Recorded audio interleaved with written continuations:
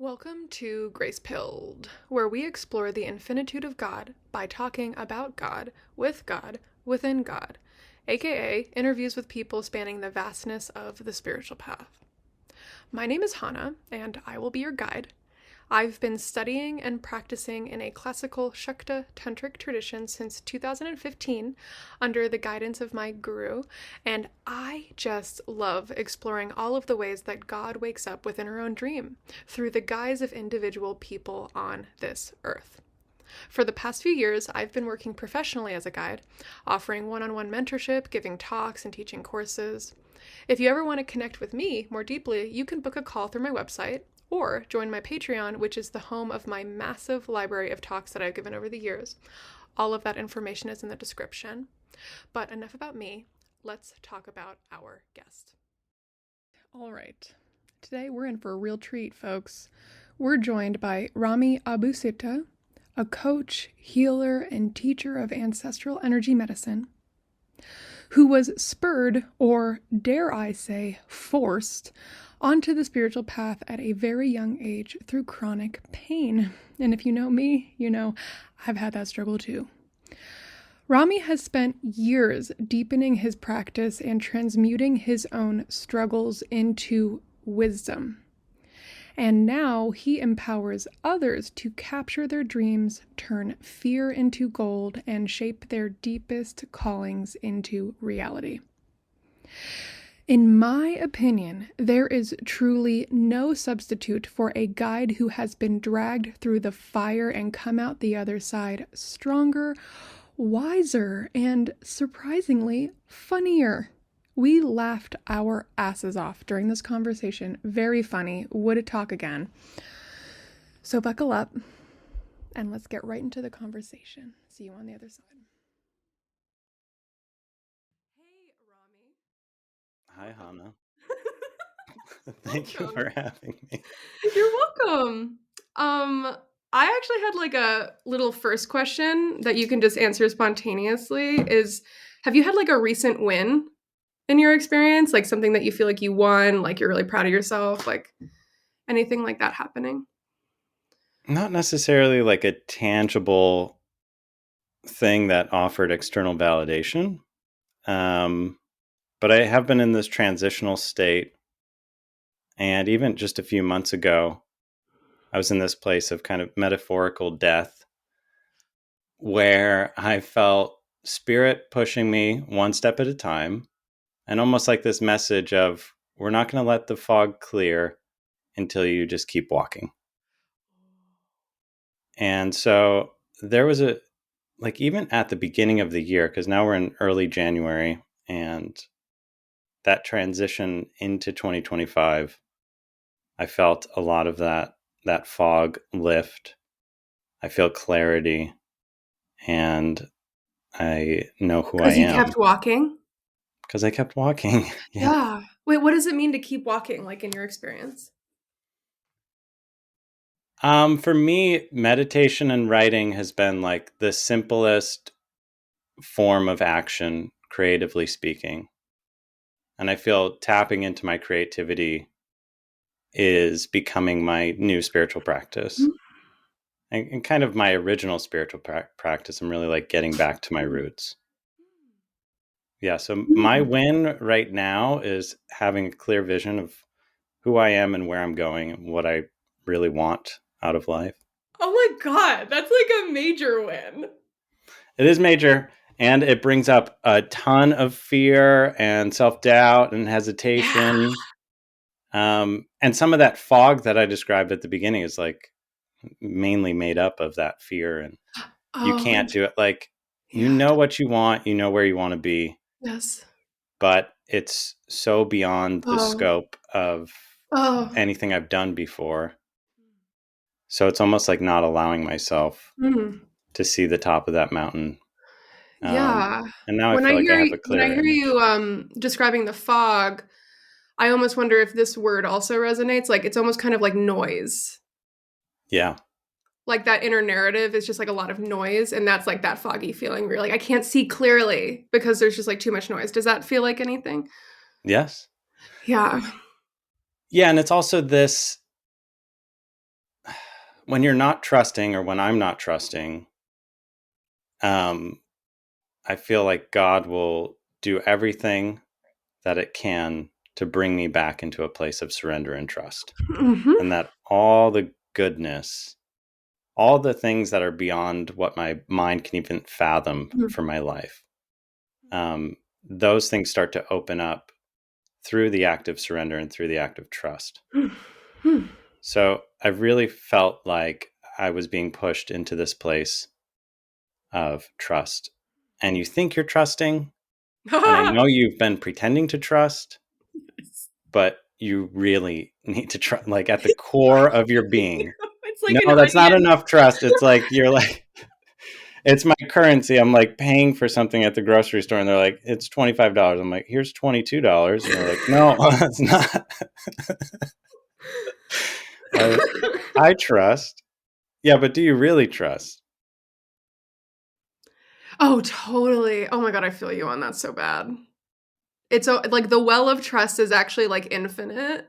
Mm-hmm. And then like you think that you're the most trusting you've ever been, but like there's almost like this divine comedy thing where like God's laughing in the background, like, girl, you're like 2% in. You think you're at the bottom of the well? You're crazy. Like that's my experience, just speaking for myself. Definitely. And then you feel like an adolescent, and like, Totally. I'm like complaining to God. Absolutely. Yeah. Well, so I'm hearing you say that your win is like the boon of creativity on the other side of just like walking through this fog and feeling much more clear about what you're doing and like where you're going in your experience. Yes, totally. But even Mhm. if I could just simplify it, like, it's excitement. I feel excited again. So How fun! I'm excited. yeah.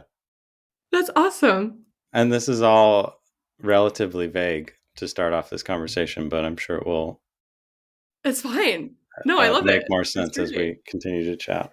It's great. I actually had a my win was actually last night. I had to send kind of like an intense boundary text to somebody. Like really just kind of being like, do not contact me except for one or two reasons, period. And I am a person who's had to learn boundaries. I mean, most people have to learn boundaries, but like I really had to learn boundaries. And Mm-hmm. so my win wasn't just sending the text because I feel like I've grown enough that like boundaries aren't like a big deal anymore. It's just the way that I do things now. It's not like a huge deal. The win was I was shaking the whole time. You know what I'm saying?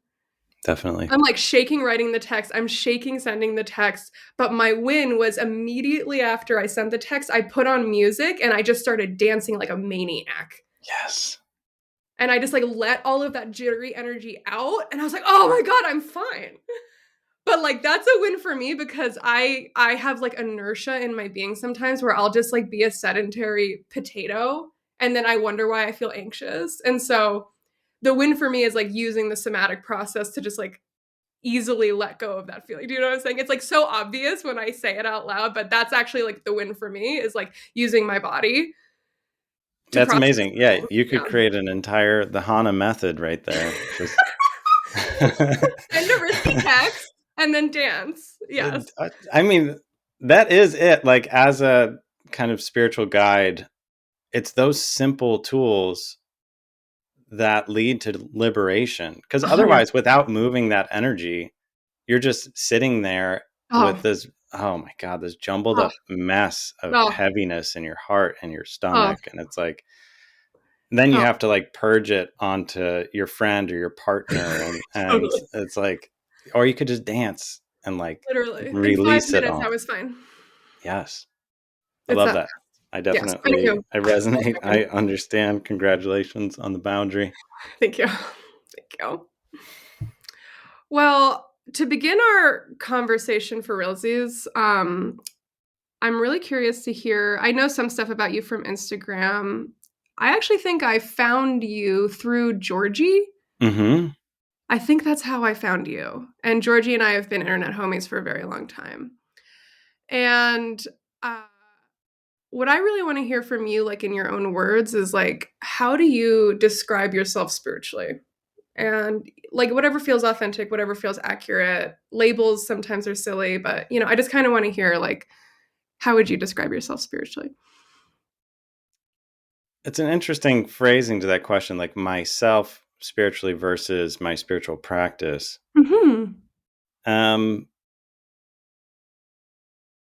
I believe in God, but my definition of God is ever changing and evolving. Hmm. Hmm. Um, Hmm.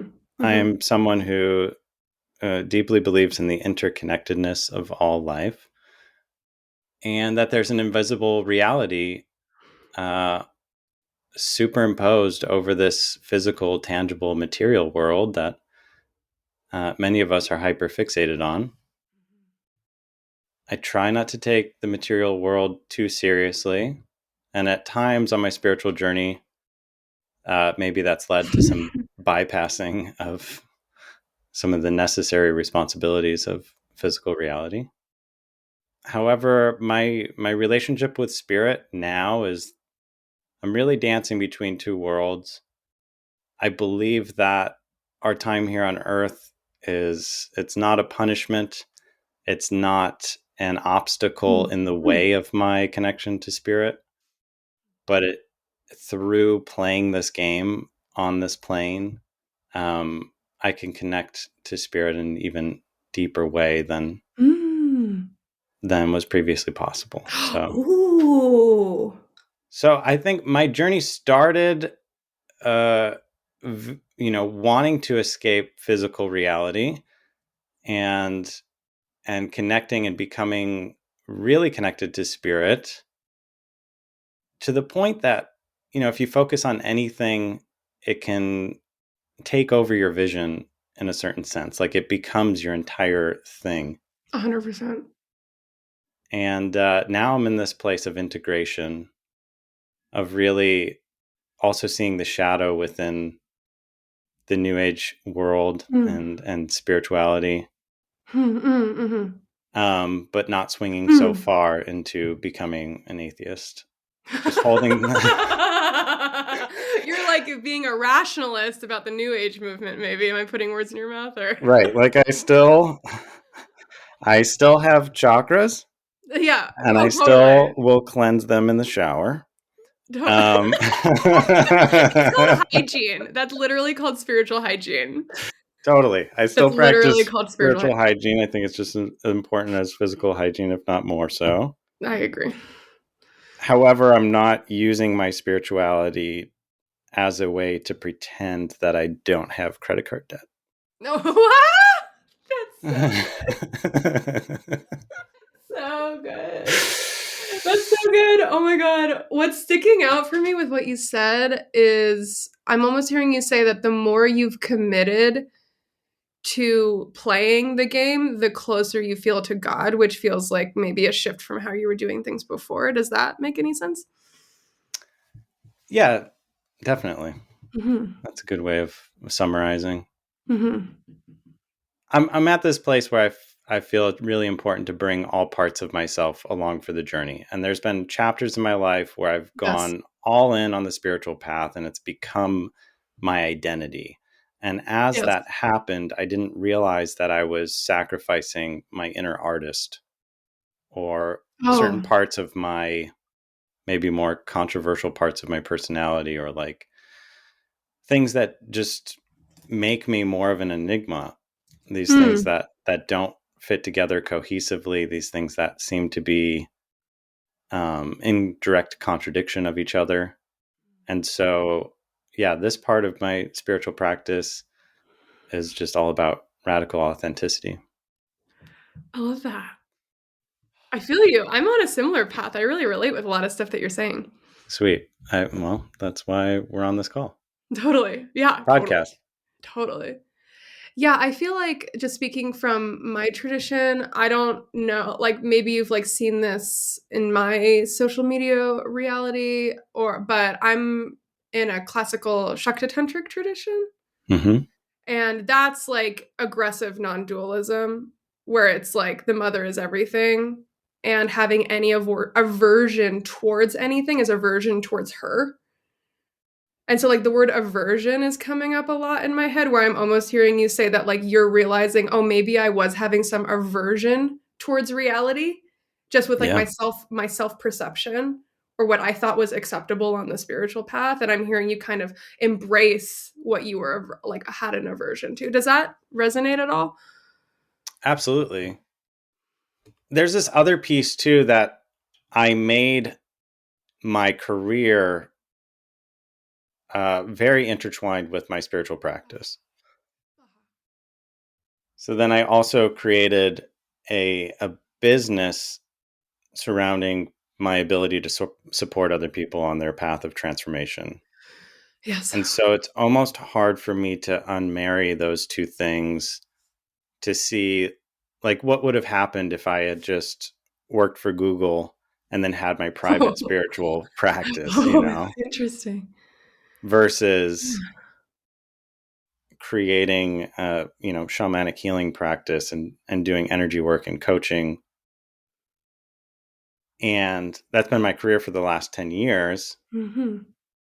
So there's this kind of avatar that was created authentically. I mean, it's a real part of me, but it's a part of me. Yeah. Mm-hmm. And I think it became almost like this separate entity at a certain point because I was evolving and changing in my personal life, but that avatar that I had put out in the world was almost stuck in time. And I think with social media, Okay. sometimes a lot of us find ourselves like our social media presence is a few steps behind where we actually are in our 100%. personal life.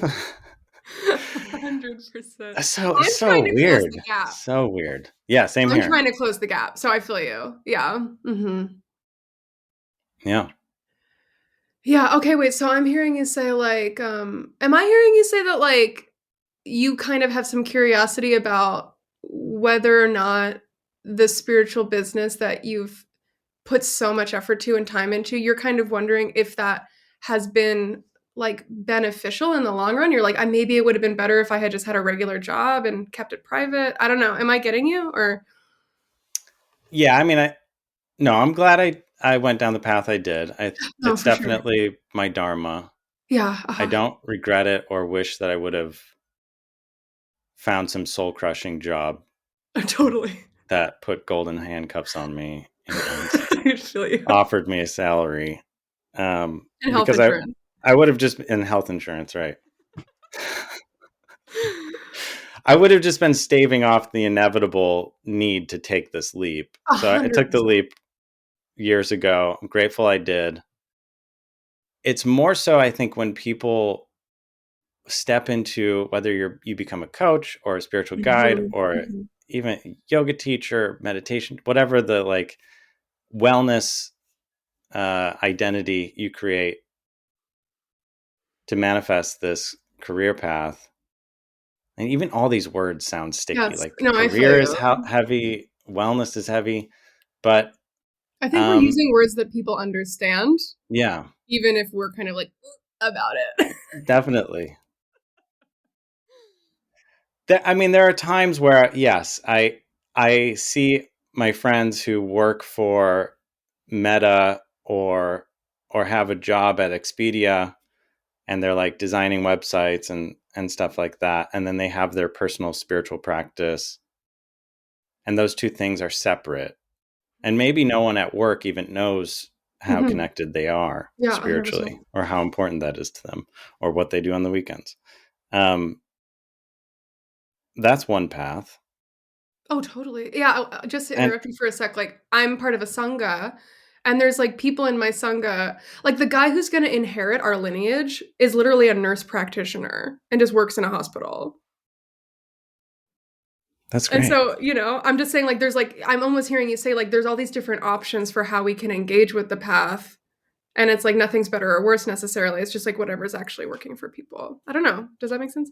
Yeah, absolutely. And I like to view it as like the business that I've created is my spiritual path in a sense. Like it has brought up challenges Yes. in the form of clients that I've manifested and relationships with clients that Yes. like you're going to draw in mirrors for yourself. I know it. And maybe the majority of your clients are awesome and easy to work with, but there's still always going to be a percentage of clients that are part of your shadow, like that are They're drawn blessings. in. Yes, they're a blessing. They're a lesson. No, I completely get it. And so, yeah, like the business itself is there to help other people, but it's also a part of my own personal transformation. And by Mm-hmm. like unplugging Mm-hmm. from the matrix in a sense, like not getting a Mm-hmm. job from another person, creating a job for myself, Mm-hmm. um, it brings you into this wild unknown. It brings you into the wilderness where like Yes. you're walking away from the village, you're going on this great hero's journey. It's not the only way to do it, but it's a very potent one. It's a choice. It's an And option. I completely understand why a lot of people don't do it. And I support them in not doing it. But I'm really passionate about walking that path. And I do believe that we can do what we love for a living. I do believe that these passions that are inside of us aren't aren't there by accident, aren't there to pull us away from, the duties that we have in this life. They're not an obstacle, they are the way. And you can choose to follow that passion, and it's going to bring up all of your shit in the most amazing way. Yes. And there are going to be so many times when you want to turn back. And there's going to be Yes. external things. It's not just going to all be in your head. There's going to be real shit that happens that is like perfectly designed to trigger you, perfectly designed Yeah, it's to genius. make you go back to the village, go back to where it's safe, like Yes. pull up some job offers online, rewrite your resume in those moments of weakness, and then you wake up the next morning, you're like, fuck that was all fear and it was pulling me back again, and I listened to them again. And then there is this point of integration where I'm at now, where it's like, I'll get a side gig, I don't care, I'll shovel Mm. rocks so that I I feel can you. continue on my dharmic path. Mm-hmm. I will, like, there's this point of pride sometimes that then comes up where it's like, no, I've dedicated myself to following my passion, and I am an artist, and I cannot compromise, and I cannot work for the man Oh. because it's oppressive, Oh.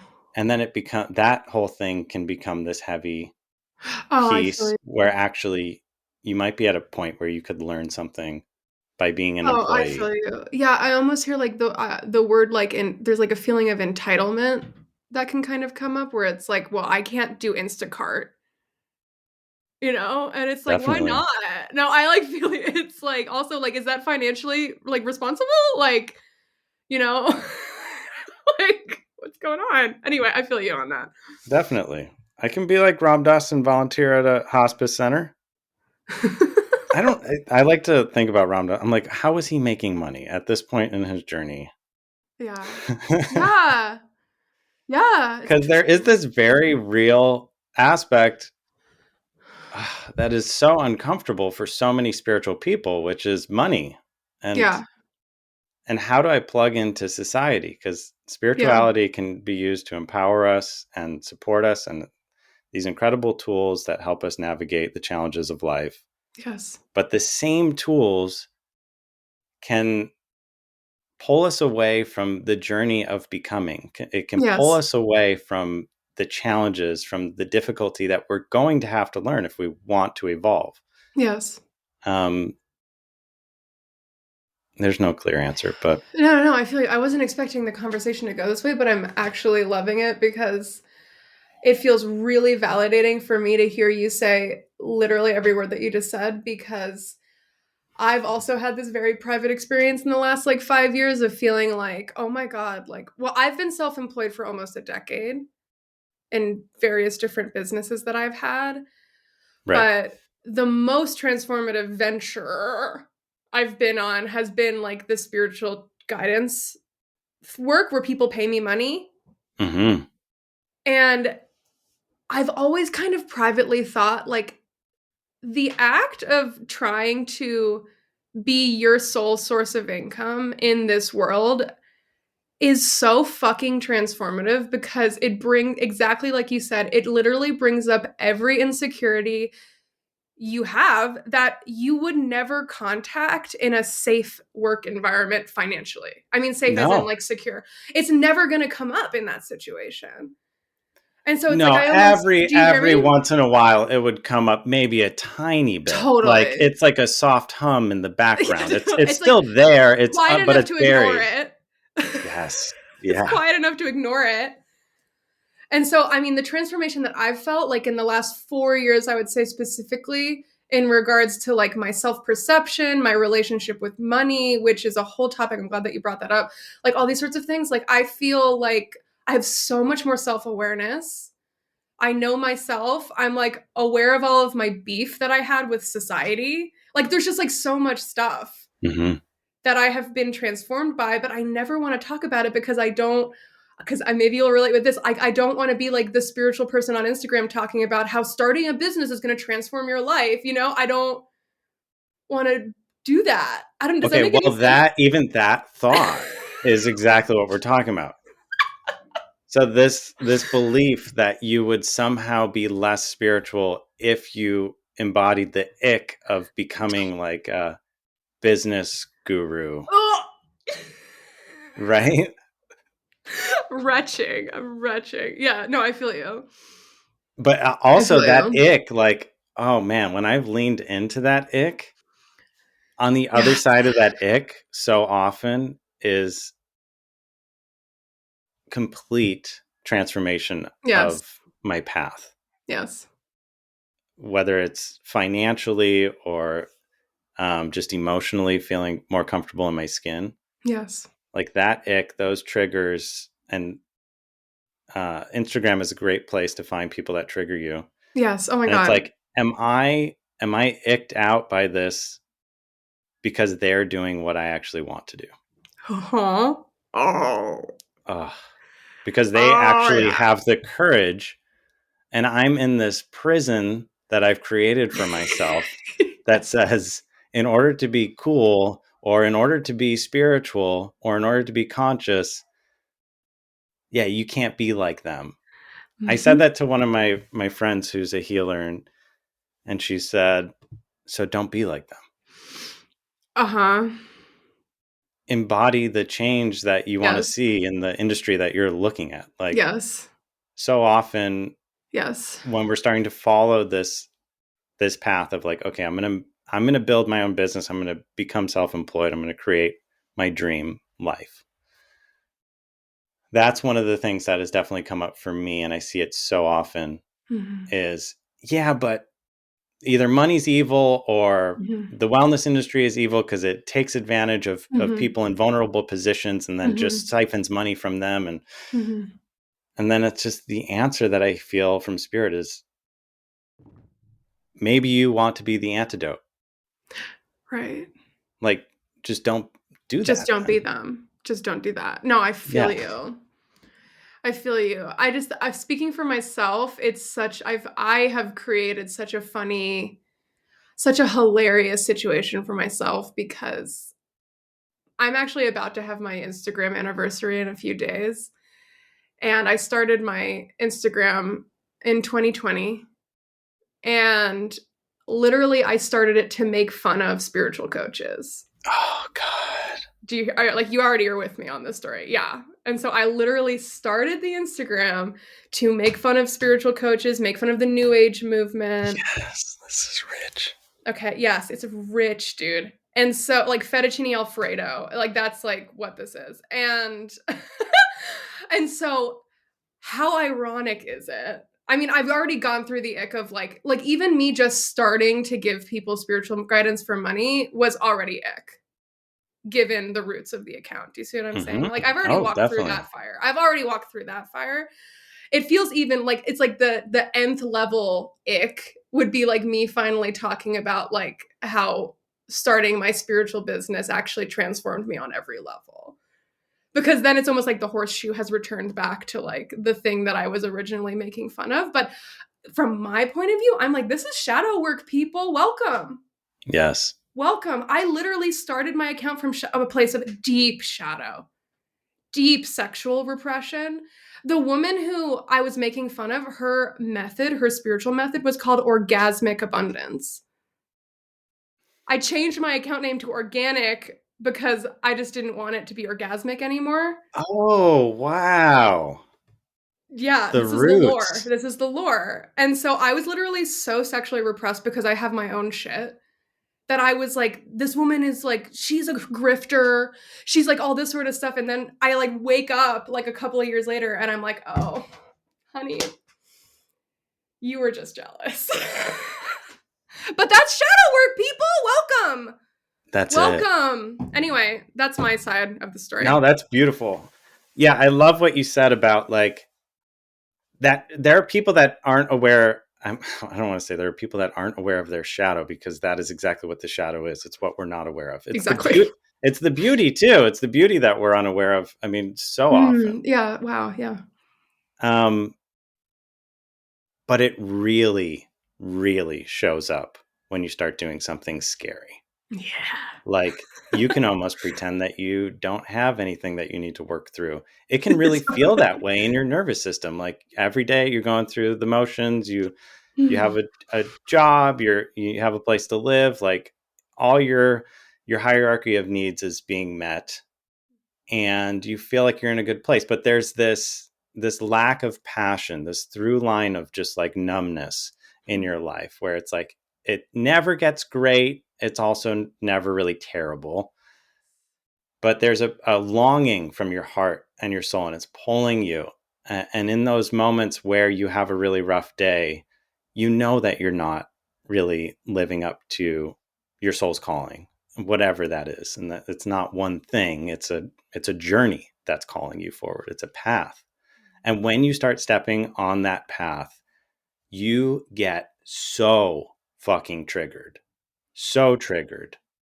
And that's where the spiritual tools really come in. 100%. Can I take ownership over all these projections, all these judgments that I have, that maybe they were subtle before, but now they're screaming at me. And every time I open Instagram, I'm like, oh my God, this person is such a sellout.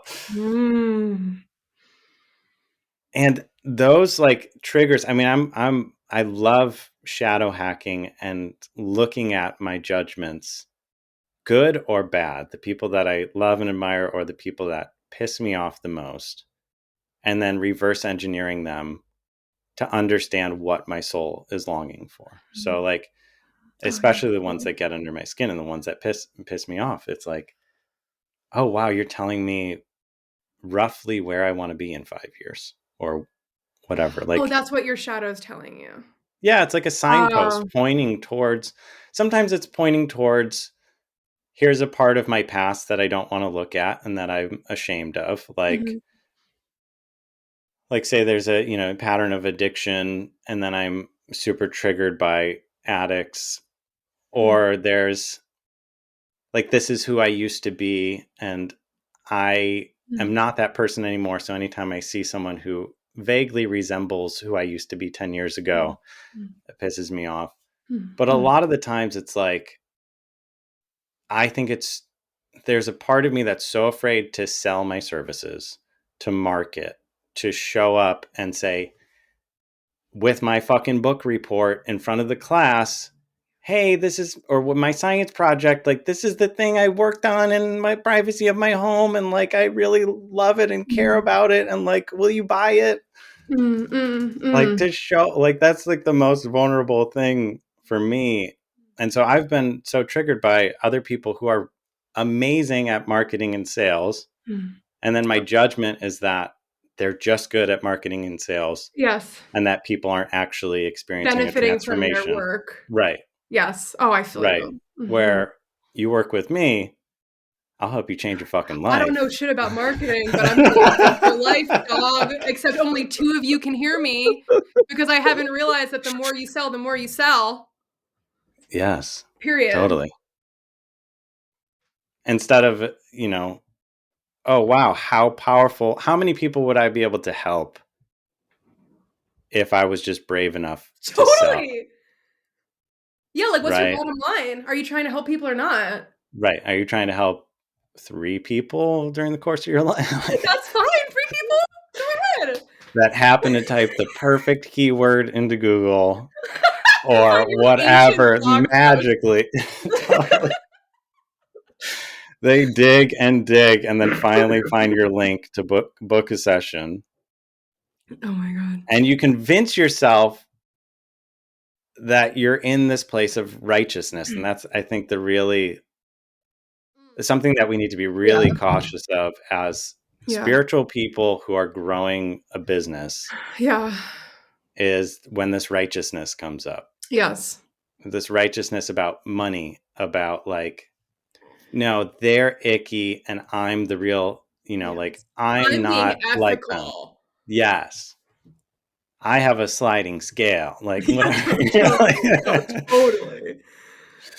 Totally. Ah, right. When there's nothing inherently wrong with being ethical, obviously. There's nothing inherently wrong with having a sliding scale. I think the thing that we're addressing is the motivating force behind doing those things. Is it coming from a place of unconsciously wanting to stay small and not stir up any shit in your social life? Or is it genuinely coming from a place of it's integrity for me to do sliding scale, but I also still really value my work and wanted to get out in the world? Do you like see what I mean? Absolutely. Yes. Yeah. So, oh, this is so hardy. Let's go. What I've found personally is that anytime, say, like I was to raise my rate for like a one-on-one session or package, then I would make sure that I offer something for free at the same time, or offer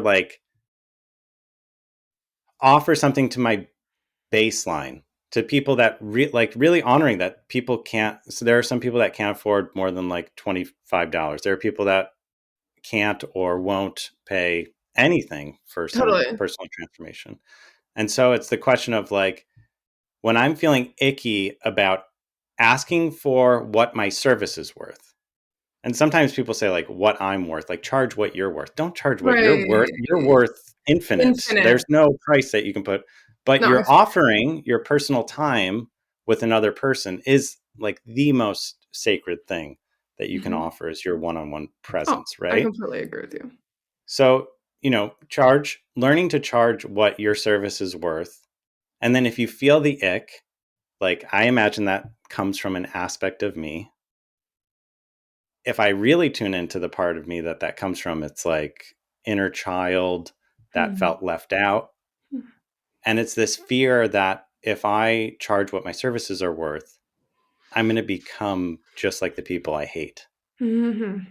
I'm going to become like a heartless businessman Mhm. that just harms the earth, takes Oh, what they like, is disconnected from nature, yeah. is all about Ooh, it profit. sounds like a slippery slope. It's like if you even get close to that, it's like all of a sudden you've become Jeff Bezos or something. Totally. But the deep that's what it wants to tell you. Uh-huh. And for some Oh, people totally. that may be what happens, right?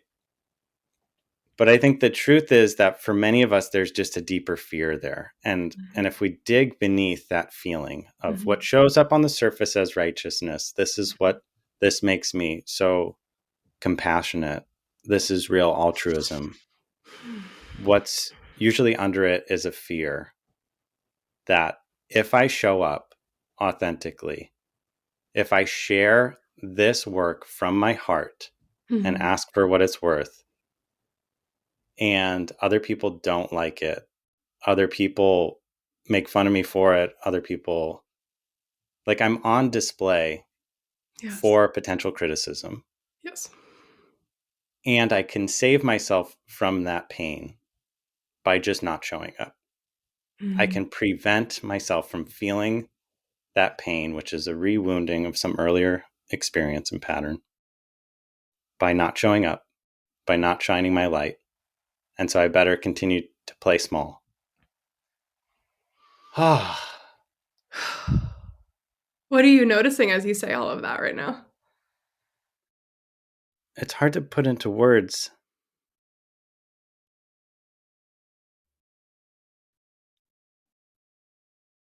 There's two things coming up, and it's like really these two sides of me. This part of me that really, when I stepped into spirituality, it was very abrupt and pure. And my intention to help other people was also very pure. And at the core of my being, like, I do desire to uplift the consciousness of humanity as a whole. To, in any way I can, help people transmute their hate so that there's just less of that in the world and more love. Mm-hmm. And hiding behind that is also a fear and a feeling like a savior thing. You know, that really something that was running in the background for years. I'm also a decade into being self-employed all through spiritual work. And I kind of selected this path as helper, guide, healer, whatever, because there was a deeper part of me that wanted to save the teenage version of myself. That there was a chapter where I was going through something very difficult. And if I had just had one person understand what I was going through, it would have been so radically transformative, healing, comforting.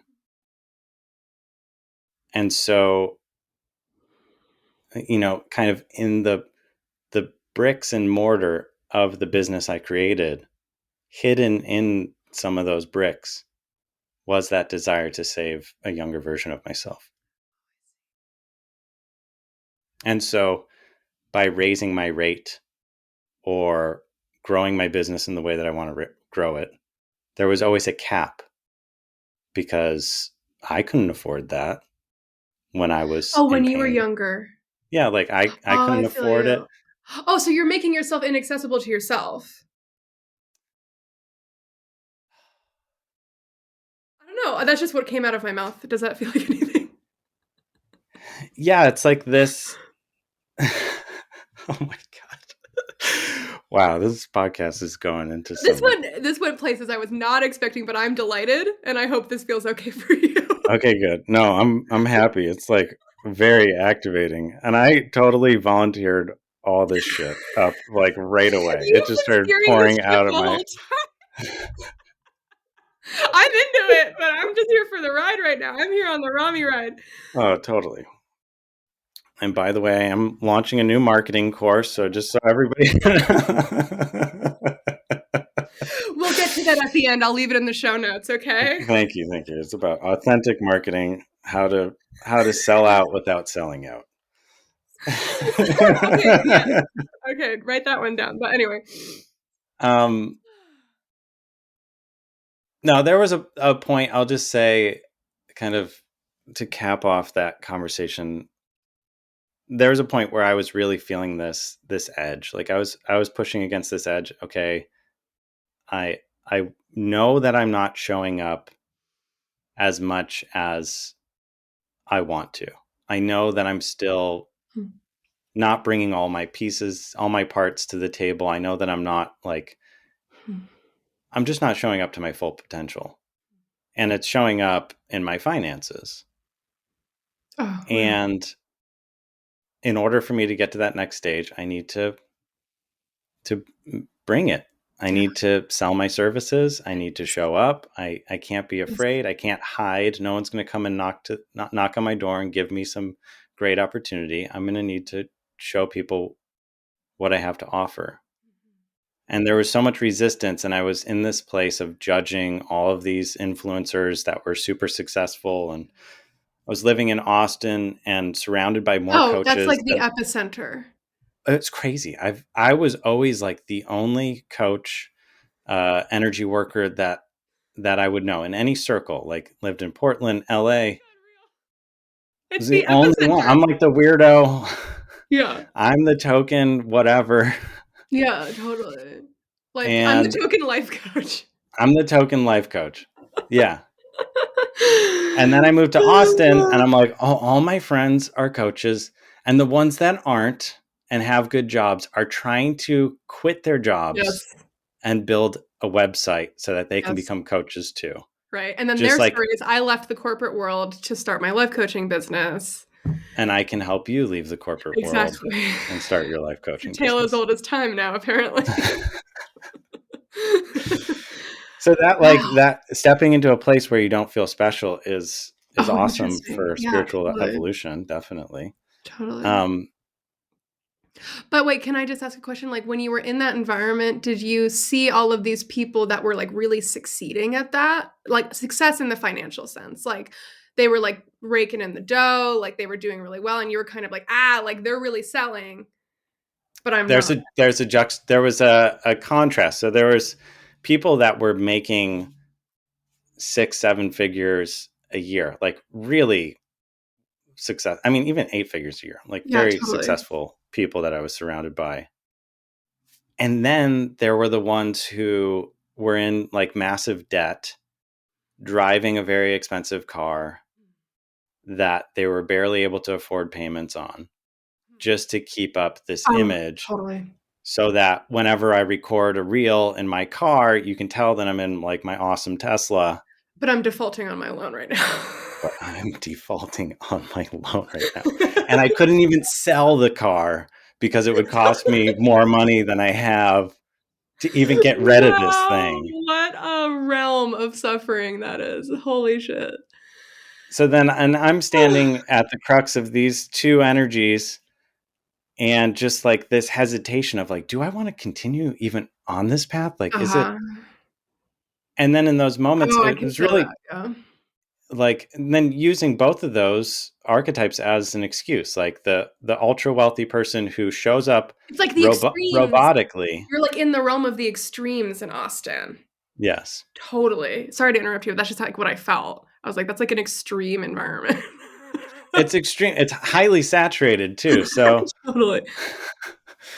um, so I would get to these points of like looking at some friends, acquaintances that I had that were very good at selling and would post very regularly and convert and whatever these in business and stocks and Oh, totally. whatever. Um, and then I would say, I don't want to be a robot like them. Like, I don't know anything about this person. They're Mm, not sharing their authentic self. They're not sharing their losses, their mm, wounds, their vulnerabilities. mm. I can't be like them. And then deep down, it's like this fear of becoming this person who just closes my doors and I'm only available to Mm. the ultra wealthy. Yes. So there was this like ick that I would bounce back and forth between like, okay, I'm going to raise my rate. And then I would feel this horrible feeling inside of me of like, you're becoming everything that you hate. And Totally.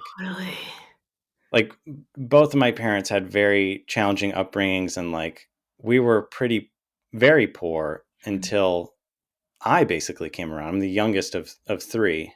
mm.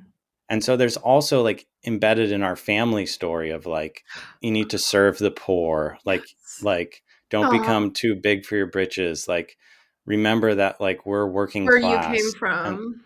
yeah, remember where you Mhm. came from. Like, are you really going to turn away these people that need healing?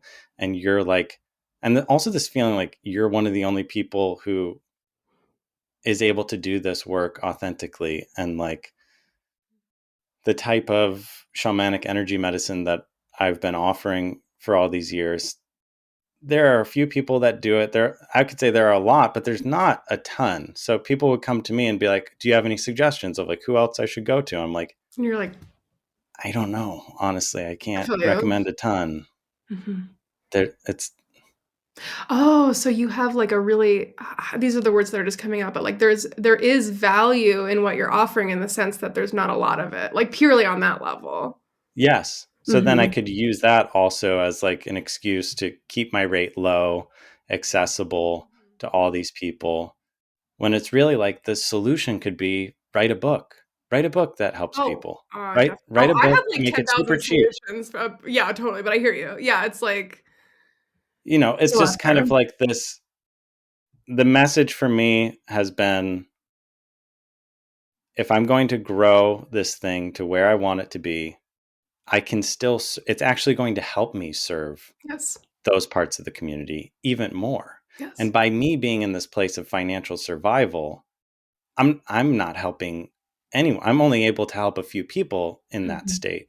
Mhm. Um, but again, it's this crazy journey of being this spiritual person that then creates a spiritual business, and you're trying to be a quote unquote good person, and even that, like, that righteousness and that feeling that you're being a good person can also be a disguise, Yes. and it's not actually what it fucking looks like. You're just Totally. scared shitless of really going for what you want. You're Yeah. scared of other people's judgments. You're Yes. scared that you're going to get your feelings hurt, rejected, whatever, and that if you continue playing it small, you get to protect yourself. But it Mhm. looks like Mhm. I'm spiritual, I'm Right. good, I'm not like them. Yes. Ugh, what a cage. I'm so glad I've figured it out and Well, yeah, am not so in it anymore. do you feel like just going back to the very first thing that we were talking about, like, do you feel like walking through this fog and, like, feeling excited? Like, is that feeling of excitement related at all to what we've been talking about? Like, do you feel more able to kind of claim, like, what you're really trying to do with your life? Yeah, absolutely.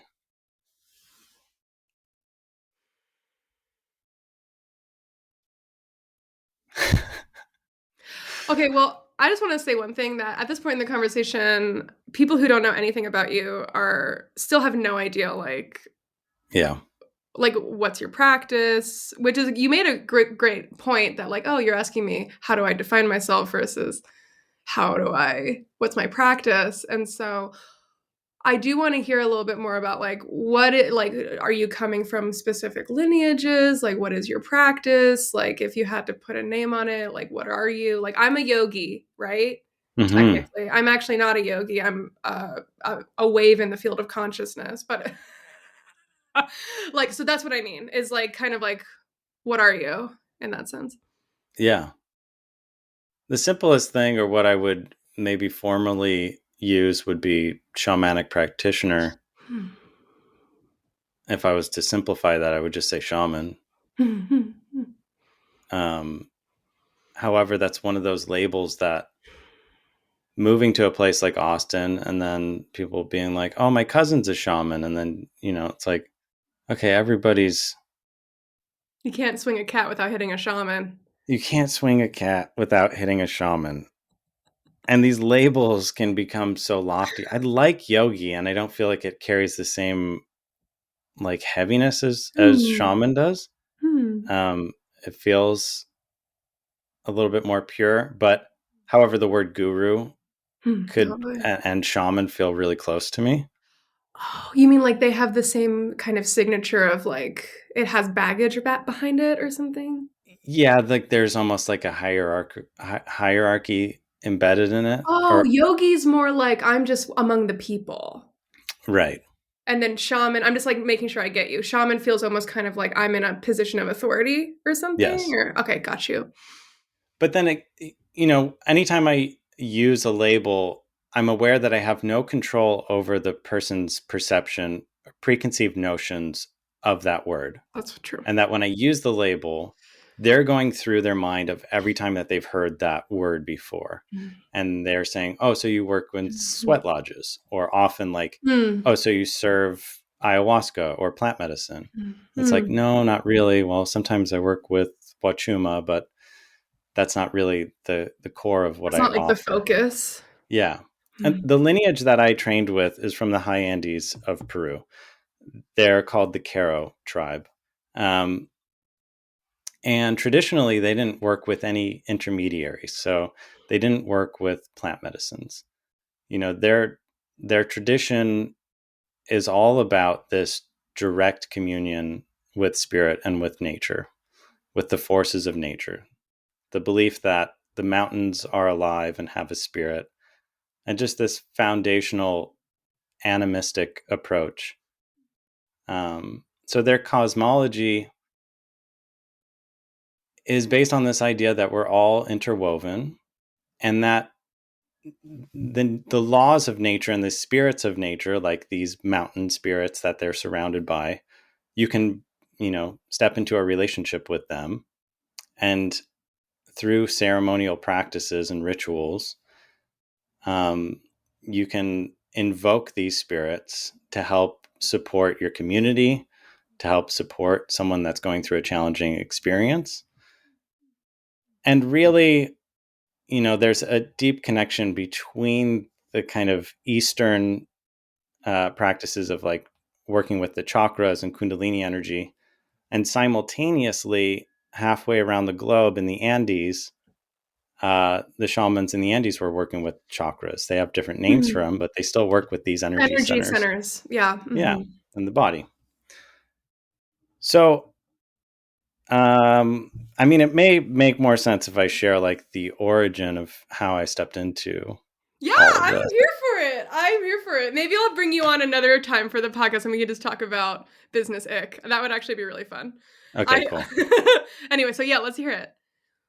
Yeah, so when I was 17, I was going into my senior year of high school, and the only path that I could see forward for myself where I could be happy and make some money was being a musician of some kind.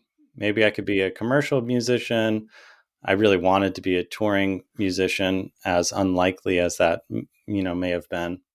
And so in October, beginning of my senior year of high school, I was playing tons of guitar. I was pouring my heart into my craft. And guitar was also my way of like transmuting any challenging emotional things that I was going through. I could have a challenging day, sit down, pick up my guitar, translate that into music. 15 minutes later, feel way better. All of my close friends had graduated the year before because all of my close friends were a year older than me. So I was in this place of like isolation, and I was pouring my heart into my craft, and I was ignoring my body because probably at the core of it, I didn't feel like I was good enough of a musician to carve out this path. And I also felt like my family was a little worried about me going down the path of a musician. Like they wanted me to have a steady job and career path. And so there was this feeling of probably proving running in the background of my consciousness, which also fed into me ignoring my body, playing 8 hours of guitar a day. I developed like tendonitis in my elbow. So just like an injury of repetitive motion injury. I'd had this before, and I would take it as a signal from my body, it's time to rest. I rested for a week, didn't play guitar. However, the pain persisted. And I got sick at the same time. Like I got this flu, and it was a stubborn flu, and it lingered for 2 weeks. And then at the end of that, I noticed that the pain was still there. And over the course of the following weeks and then months, the pain spread to my other arm. Whoa. Until by the time I was graduating high school, I couldn't really use my arms.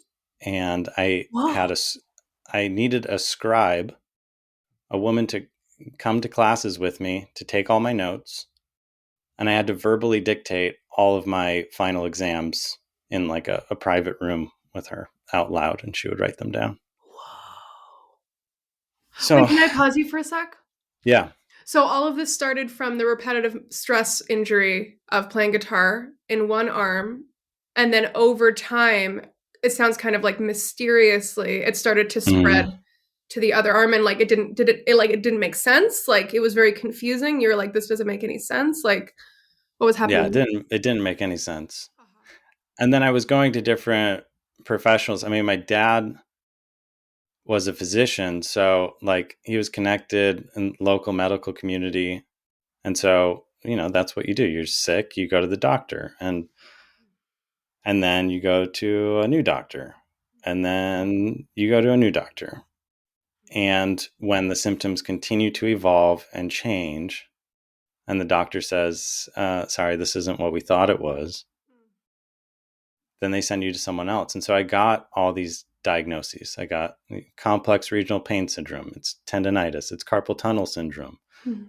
Went to an occupational therapist, and then it's like maybe it's neurological because it's spreading even more. Oh, it looks like RSD. No, now it's looking like fibromyalgia. And it's like Oh, once you get to fibromyalgia, it's not even a diagnosis anymore. It's just a constellation of symptoms. So it's like 100%.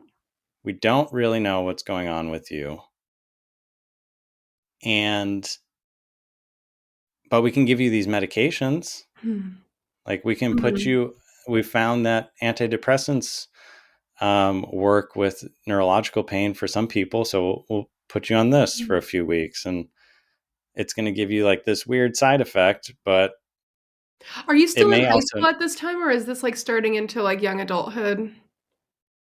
so the duration of this whole thing lasted about 4 or 5 years, Mhm. where I had pretty much like nearly bedridden for 4 or 5 years of Mhm. like, I would still try to do things. It evolved to the point where it was all of my skeletal muscles, where I couldn't stand for more than like 10 minutes at a time without pain showing up, Yeah, like chronic pain.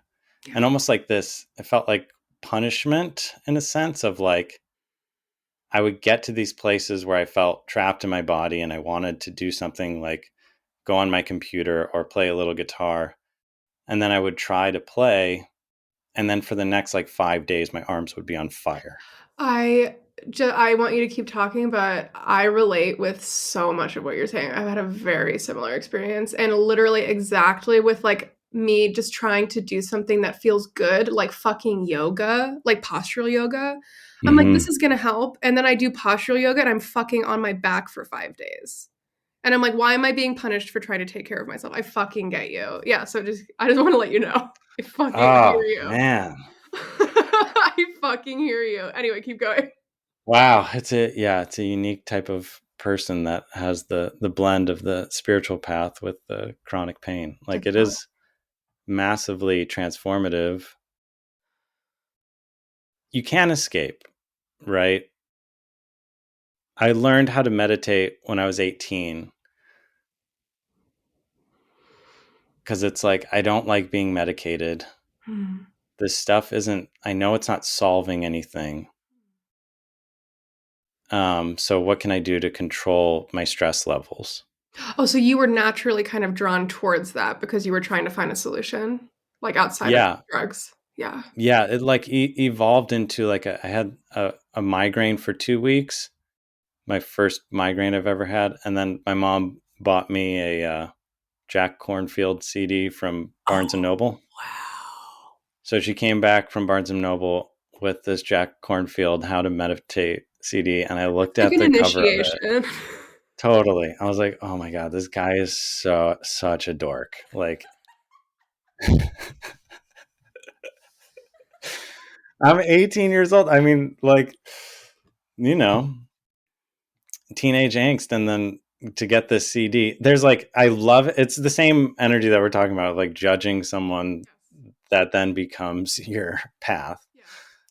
Yeah. Jack Cornfield, like that initiation of that CD and learning how to meditate definitely changed my life. It gave me the tool early on in that journey that would last 4 or 5 years. And basically, I had to dedicate my entire life to self healing. Hmm. That wasn't enough to give me this like spiritual connection. Hmm. I was 18. I'd been in this experience for 6 to 8 months at this point. I graduated high school and things were getting rough. Like it had spread to my jaw, so like I couldn't eat solid foods anymore. I was getting these migraines. Oh, and to be so young and be like incapacitated, that's also like its own suffering, torture. Because all of your friends are like fine. I mean, I'm just making an assumption. That's what it was like Oh, for me. definitely. I was Yeah, 22 when I became like physically incapacitated, and I was like, perfect. "What the fuck?" I thought your 20s were fun. Like it was really confusing for me. So I'm just wondering, like for you, like you were so young. Yeah, that's the story, right? Like you're supposed to be invincible at this point. Like Exactly. you're indestructible. All your friends are out there going on road trips. Like we Yes. were going to go to Bonnaroo to see Radiohead that year, Yes. Yes. Yes. and just Wait, how old are you? I'm 36. Oh, you're 36. Okay, I'm 33. I think I had friends who went to that Bonnaroo. Anyway, keep going. Yeah, totally. And then the reality of like, hey, bud, you're not going to Bonnaroo. Like, you're not Right. getting out of the bath. Oh. I just remember being 18 and in the bathtub listening to Radiohead, and I just started sobbing, Oh. just like mourning the loss of freedom. Yes. It's a loss. Yeah. So Yeah. I'm beaten up.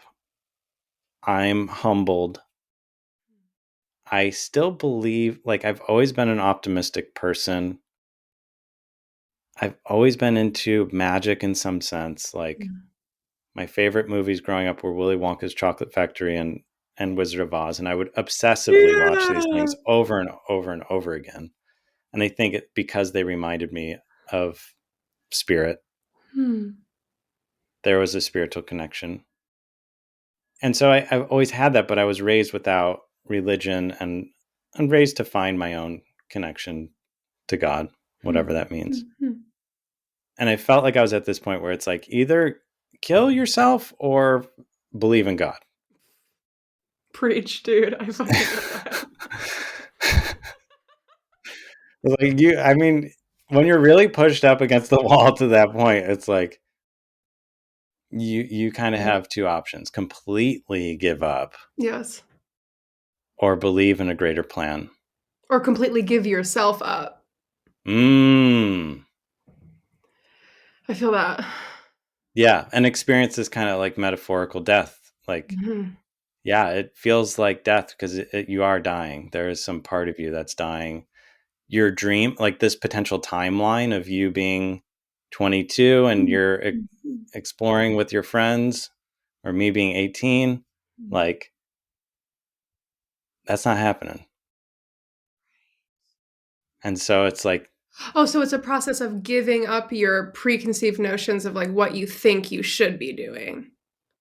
yeah, That's kind of what I'm hearing. yeah, or what you thought your life was going to be, because you Exactly. know that it's radically reorganizing your life. You don't know what's going to happen. You don't know what's happening Yes. currently or Yes. where this will lead. But as it doesn't go away and it's persisting and it's chronic, there's levels of acceptance that we have to face. And it took me a long time to get to the place where I was able to accept it on the deepest level, once again, and surrender. But I was kind of given the answer through a very challenging experience that, from traditional Western psychological perspective, would have been a psychosis. And then from my personal experience, it was my spiritual awakening Mhm. and Mhm. my shamanic initiation Mhm. Mhm. when I was 18. And it started with this vision. I saw this entity levitating above my bed one night. And that experience expanded into like the perfect ghost story, with my TV turning on and off in the middle of the night, my electronics not working, very like, and I could go into the details, but it's this whole thing, and I don't want to. Yeah, don't. because it's spooky. I don't want to invite No, that totally. energy into the Say space. whatever you want to say. But yeah, if you could just imagine this thing happening that just totally exploded Your worldview. my worldview, my view of reality itself, and like, okay, now things are different. Oh, like you can never unsee it. Like you're all of a sudden on a totally different trajectory. Exactly. Nothing will ever Mhm. be the same. And it happened overnight. It literally happened one Mm. night. And after that, Mm. everything changed. Mm. I remembered who I was before I ever went into preschool. Whoa. This magical view of reality, this connection with spirit, all these lucid dreams and my control over my dreams that I had as a child, this psychic part of me that was very real, that would have dreams that then would manifest, premonitions really, and this truth that was always within me. So it was never this like learning something new. All of a sudden I was reclaiming this part of my spirit, my psyche, that had been enshrouded and protected and locked down and pushed and suppressed and suppressed and suppressed. So I don't think it was any accident that it happened, that it started as I was graduating high school. That it's like, this is your senior year and we're going to turn up the volume because you've been suppressing all of this psychic energy, this part of your authentic self, this giant piece of who you actually are. And I know you think you want to become a rock star and that's going to be the thing that's going to make you happy, but Totally. actually, like, you're a motherfucking shaman and we're going to remind you of who you really are. Mm. And so over the course of about a few weeks, started with one night, that ghost experience that then expanded. And by the end of those 2 weeks, like, I was having experiences of being able to control the wind, of like things that, I mean, probably weren't real, but this combination of real things Oh, happening wow. simultaneously. It's this, Yes. my life became a lucid dream. Wow. So I was able, like, I stepped into this, and all my pain went away too. So I was able to play guitar. Whoa. So all of a sudden, all my pain went away, and I felt like all of these spiritual tools, which I would later learn, Yes. were all in like the first book that I picked up on shamanism 6 months later. Yeah. On the other side of, I got hospitalized. Like, my family was like, "Hey, we're going to take you to a therapist." They took me to the therapist. The first thing I try to do with the therapist is tell him that I can read his mind and have him think about something so that I could tell him what I was like. Think of an object. And then I was like, orange. And he never told me. I mean, it might have been right. Yeah, I know. Oh my God, that's so funny. But for sure, like, It might have, like, fucked with his ethics as a therapist to be like, "Whoa, bro, what are you doing?" or something. Yeah, that's and interesting. I could have been wrong too. I'm open to that. Yeah. But regardless, something magical was happening. And that day that they took me to the therapist, like, it was dark, gloomy, cloudy, stormy. And they asked me if I would check myself into the psych ward because I had to Mm. volunteer. I wasn't a harm to myself or anybody else. Mhm. And right after they asked me, I stood in the window of the therapist's office, in front of the window. Blinds were cracked, and the clouds literally parted, and the sun started shining on my face. And I turned around and looked at my mom and the therapist with like tears in my eyes. And I was like, I don't want to, but God wants me to. What? So you went? So I went, Whoa. and like the first thing that I saw in the hospital, there was a woman on a gurney in front of me, and she was having something, panic attack, Hmm. whatever. But she was hooked up to machines. And I started seeing her luminous body sit up out of her physical body. Mm-hmm. So like bending at the waist and sitting up, Mm-hmm. full visual, like this is the realist. It's right there in front Yeah, of me, totally. which again is exploding my vision of like what's possible. Mm-hmm. I'm watching this movie. And so I just start praying profusely and praying for her body to go back, her luminous body to go back into her physical body and for her to be okay. And eventually she sits back down. But that was like, hey, welcome. Welcome to your life for the next 2 weeks. You're going to be experiencing the wildest psychedelic trip that you could ever possibly fathom. Hmm. And years later, like sitting in a plant medicine ceremony, it's this awareness of like, oh, when I was 18, it was almost like I did ayahuasca every single day for a month during this experience. And some people have those experiences for an entire year. Some people have them for the rest of their life. Yeah. But for me, it was this one sacred experience. At the peak of it, I woke up one day and I believed I was Jesus. And I got to experience the Last Supper. And I got to experience judgment. I got to face the end of my life and experience this death and rebirth. And I was there sobbing in the hallway of the psych ward, saying that I don't want to die because I really fully believed that I was Jesus and that this was my crucifixion. And then, like the next day, I started coming back to my body. It almost felt like what they were giving me in the psych ward was making me hallucinate because Wait, my so you were visuals got. taking drugs? Was that like part of it? Like being there, you had to take pills every day or something? I didn't know what I had to do Hmm. and what was optional. Hmm. Like I could have refused the pills. Totally. I didn't realize that. But yeah, I just took whatever they gave me. And I felt like the psych ward gave me like the perfect container for me to fully lose my mind. Yeah. Like I had almost like I had been holding back.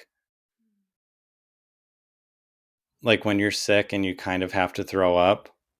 And then when you're like right in front of the toilet and you just start spewing, Hmm. it almost felt like once I got into the psych ward, my You were entire able to just spew into the toilet. I was able just to go full Can I ask a ayahuasca. clarifier? Is it like, do you feel like I'm hearing you say like the psych ward was the perfect container for you to lose your mind? Am I almost kind of hearing you say, I'm almost imagining it like, okay, this is going to sound so crazy, and it's okay if you don't like the way that I'm using these words, but it's like, it almost kind of is like, it was like a safe place for you to like go through something that on the outside looks absolutely insane because everybody else there is fucking insane or something. Like, does Yeah. that feel resonant at all? Like, Yeah, definitely. It was safe. There was four walls. The collective energy of that floor. Yes, everybody was in this psychotic, but I really want to say like deeply spiritual yeah, state totally. of consciousness. Because even my roommate in Hmm. the psych ward, Yeah. as he was checking out Yeah. and I was about to check out at the same time, Yeah. we finally started talking and we started telling each other what our visions were. Hmm. And we were blown away that our visions were identical. Hmm. We Mhm. laid in bed at night and saw the devil and God at two different sides of the room. Hmm. Hmm. We Hmm. started seeing things like Hmm. I saw my mom was God and my dad was the devil, which I don't believe anymore. Right, but that's the imagery that, like, made sense at the time maybe or Yeah, like Mhm. there are these consistencies that I found with these other people having these experiences where it's like, well, it's very common to believe you're Jesus. Mhm. And Mhm. but why? I Hmm. wasn't raised in the church. How did I know all these things about the Bible that were happening Hmm. that later I found out as I did my research? Hmm. And it it felt as if I was journeying through these layers of the collective consciousness. And I was learning all this information about life on Earth, about these kind of systems of control, or like these like elements of cultural programming, and then like the truth about like pure relationship with spirit without all of that heaviness, without all of the distortion. And once I finally surrendered to believing that I was dead and experiencing this like death as Jesus, I made this promise to myself that I would get back to that place spiritually, because I knew I was more spiritually connected than I'd ever been, but I knew I wasn't well. And so I was meditating on the ping pong table, meditation that I had learned a month before from a Jack Kornfield CD. And in that meditation, I made that agreement with myself. I know I'm going to lose this.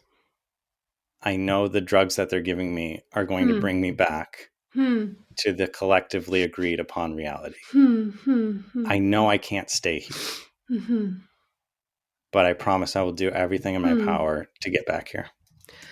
Yeah, something that's coming up for me when I'm hearing you tell your story is this kind of like understanding that I have, which is that this happens in infinite ways. You're just kind of describing like one way that it can happen, where it's like God or grace, as I call it, will tease us with states of consciousness at certain points. And sometimes that we're being teased with a state of consciousness in a horrifying situation. Other times it's like on psychedelics. Other times it's like you do a Vipassana retreat and you're like, oh my God, my mind is like a pool of water with no ripples in it. And then you go back to your job and you're like, why the fuck do I not feel that way anymore? And so it's like, I'm almost hearing you tell a story of like being teased with states of consciousness that feel precious and fulfilling and kind of like life-changing, but also hearing you say that I need to return to this state on a more stable path, or like something that's sustainable or grounded. I don't know. That's just kind of Yeah, what I'm definitely. hearing. Sustainable was like the feeling, Mm-hmm. the overwhelming feeling. Like, this is not sustainable. Mm-hmm. It's like you just harnessed fire. Like, Mm-hmm. you just pulled the sun into your lap. You're not going to be able to continue to hold the sun. You will become Icarus and you will burn if you continue to hold. I feel that. Yeah. And then after, I got out and I got like one visit from, I don't know, nurse practitioner, someone that wasn't a doctor, but some connection to the psych ward. And she interviewed me and she started telling me things about what I experienced, like in the intake interview. What I told them I was Buddhist. And she's like, it's really uncommon to like have this type of experience with all these visuals. It's like, okay, yeah. And then the final like diagnosis was drug induced psychosis because of the medication that they were giving me to treat my chronic pain. And so as I started coming back to my body at the end of my experience in the psych ward and I checked out, my pain came back too. No shit. Which almost feels like proof that I wasn't in my body.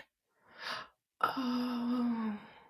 And maybe from a biochemical perspective, we could say that there was so much dopamine being dumped into my system and whatever other chemicals were naturally being produced by my brain that I wasn't able to feel any pain. Yeah, can I say words that are coming up for me?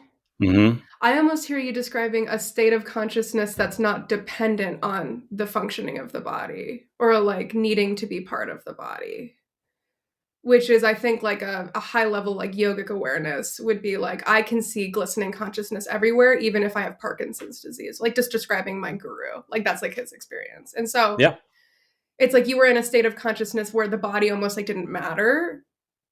But obviously you were in the body because you could like walk around or something. I don't know. Does that make sense? Yes, definitely. Yeah. Yeah, almost like I became way bigger than my body. Mm-hmm. Oh, totally. Mhm. And Which is then true I'm anyway, actually. Which is, like, definitely. actually true. It's, Yes. like, actually true. It's still true right now. Yes. Yeah, that's why John Mayer wrote that song. Whoa, okay, wait, so you're telling me you leave the psych ward and then the pain starts coming back? Yeah. So it's like you're okay. How I look at that from a mythic perspective now is okay, you're just given the keys. Hmm. These are the keys Hmm. that you're going to need to use Hmm. to heal your body. Hmm. And But you have to for do it. better or worse, but you have to do it. Yeah. And unfortunately, it's going to take like 4 or 5 years God damn it. for you to figure it out.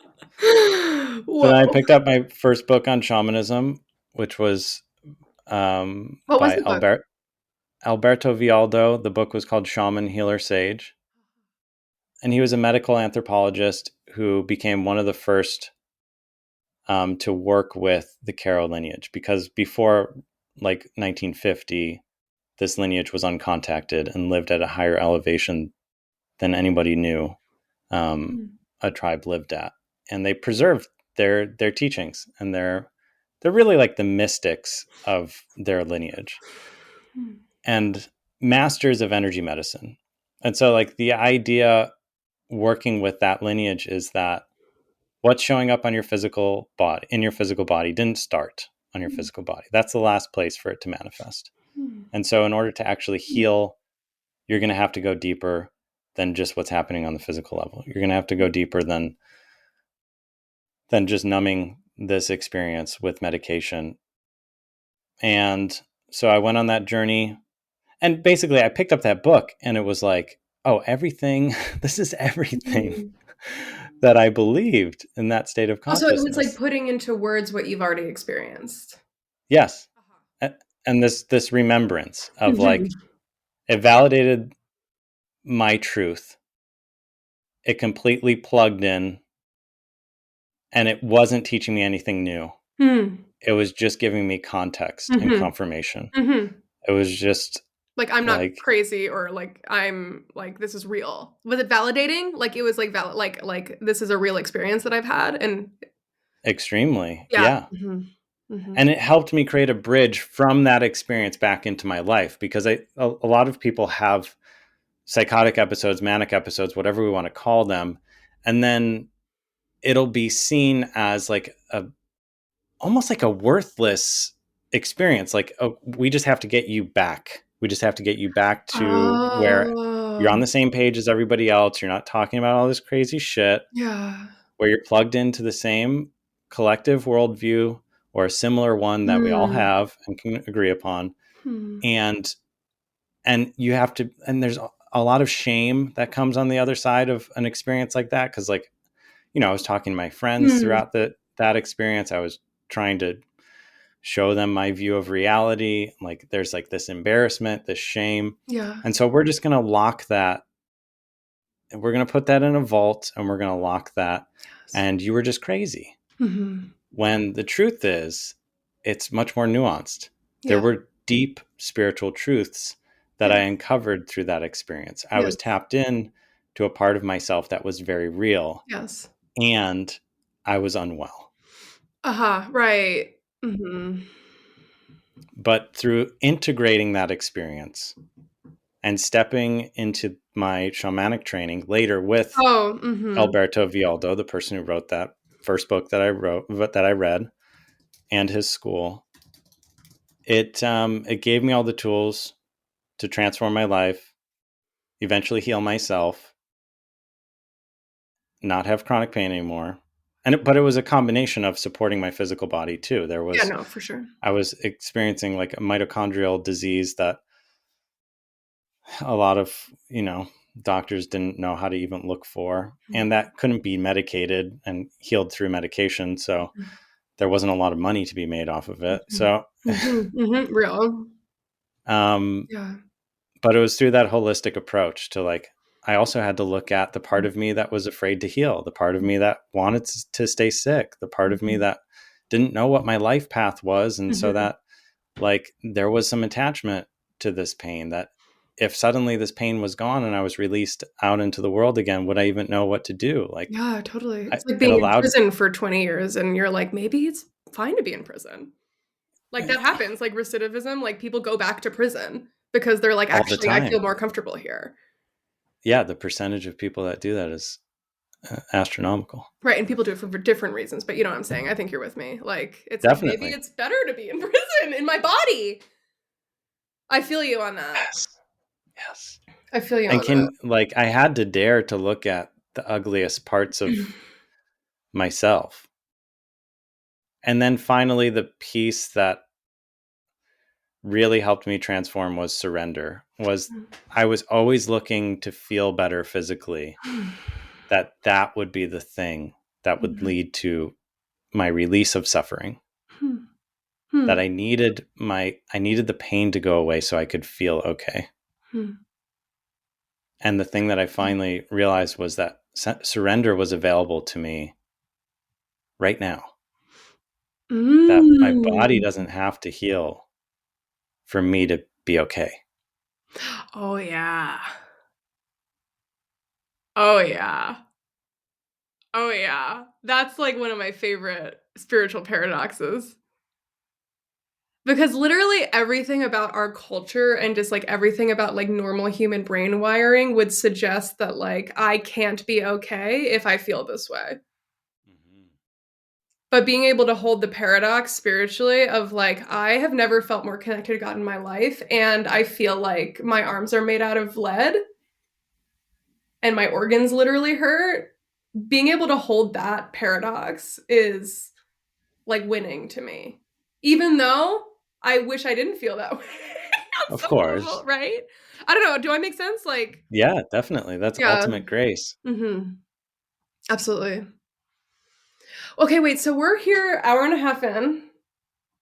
How are you feeling? Yeah, that was time How are you travel. feeling? How are I you feeling? feel I feel great. Wonderful. I feel great too. I'm like not ready to be done, but I don't want to I'm like definitely wear you out, you know? no, I'm still in it. I don't want to I don't want to bore anybody, but yeah, all this needed to come out. It almost exploded out, and Yeah. in a very nonlinear way, which I like. Yeah. No, me too. Totally. Totally. Wait, so okay, the gist of what I'm getting is like your chronic pain experience forced you essentially, in my words, onto the path of mysticism where you have experiences that completely fuck up your sense of what's true, and then you try to find a way to integrate all of that knowledge into 3D reality. Yeah, That's sounds good. kind of what I'm getting from your story.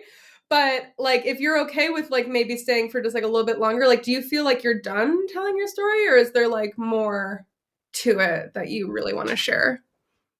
Yeah, let's talk about the healing. Like, so I was in that place of I there was never a more vulnerable, tender space that I can recall in my life than on the other side of that experience of getting out of the psych ward, realizing that I have nothing in common with my friends anymore, feeling like my skin is new, like my membrane, this energetic membrane that separates me from the rest of the world, like is the most thin that it's ever been. And yeah, it just really felt like the rawness of birth, of rebirth. Beautiful, grateful, shameful, scared, but also with this clear North Star that if I meditate 3 times a day, which is, I mean, I didn't have anything else to do, and it helped with my pain more than anything.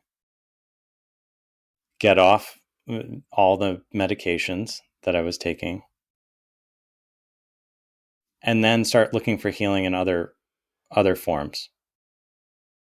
Um, so for a long time, I started going to different healers. okay, now that I'm spiritually open, let's try Reiki and let's try this Totally. energy work. And like, let's start getting to these other levels beyond the material level and see if we can heal things at the mouth of the river and if that will trickle down into my physical body.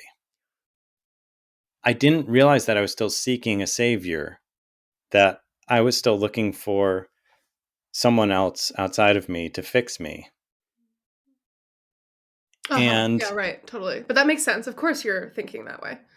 yeah, because Totally. before that it was all doctors.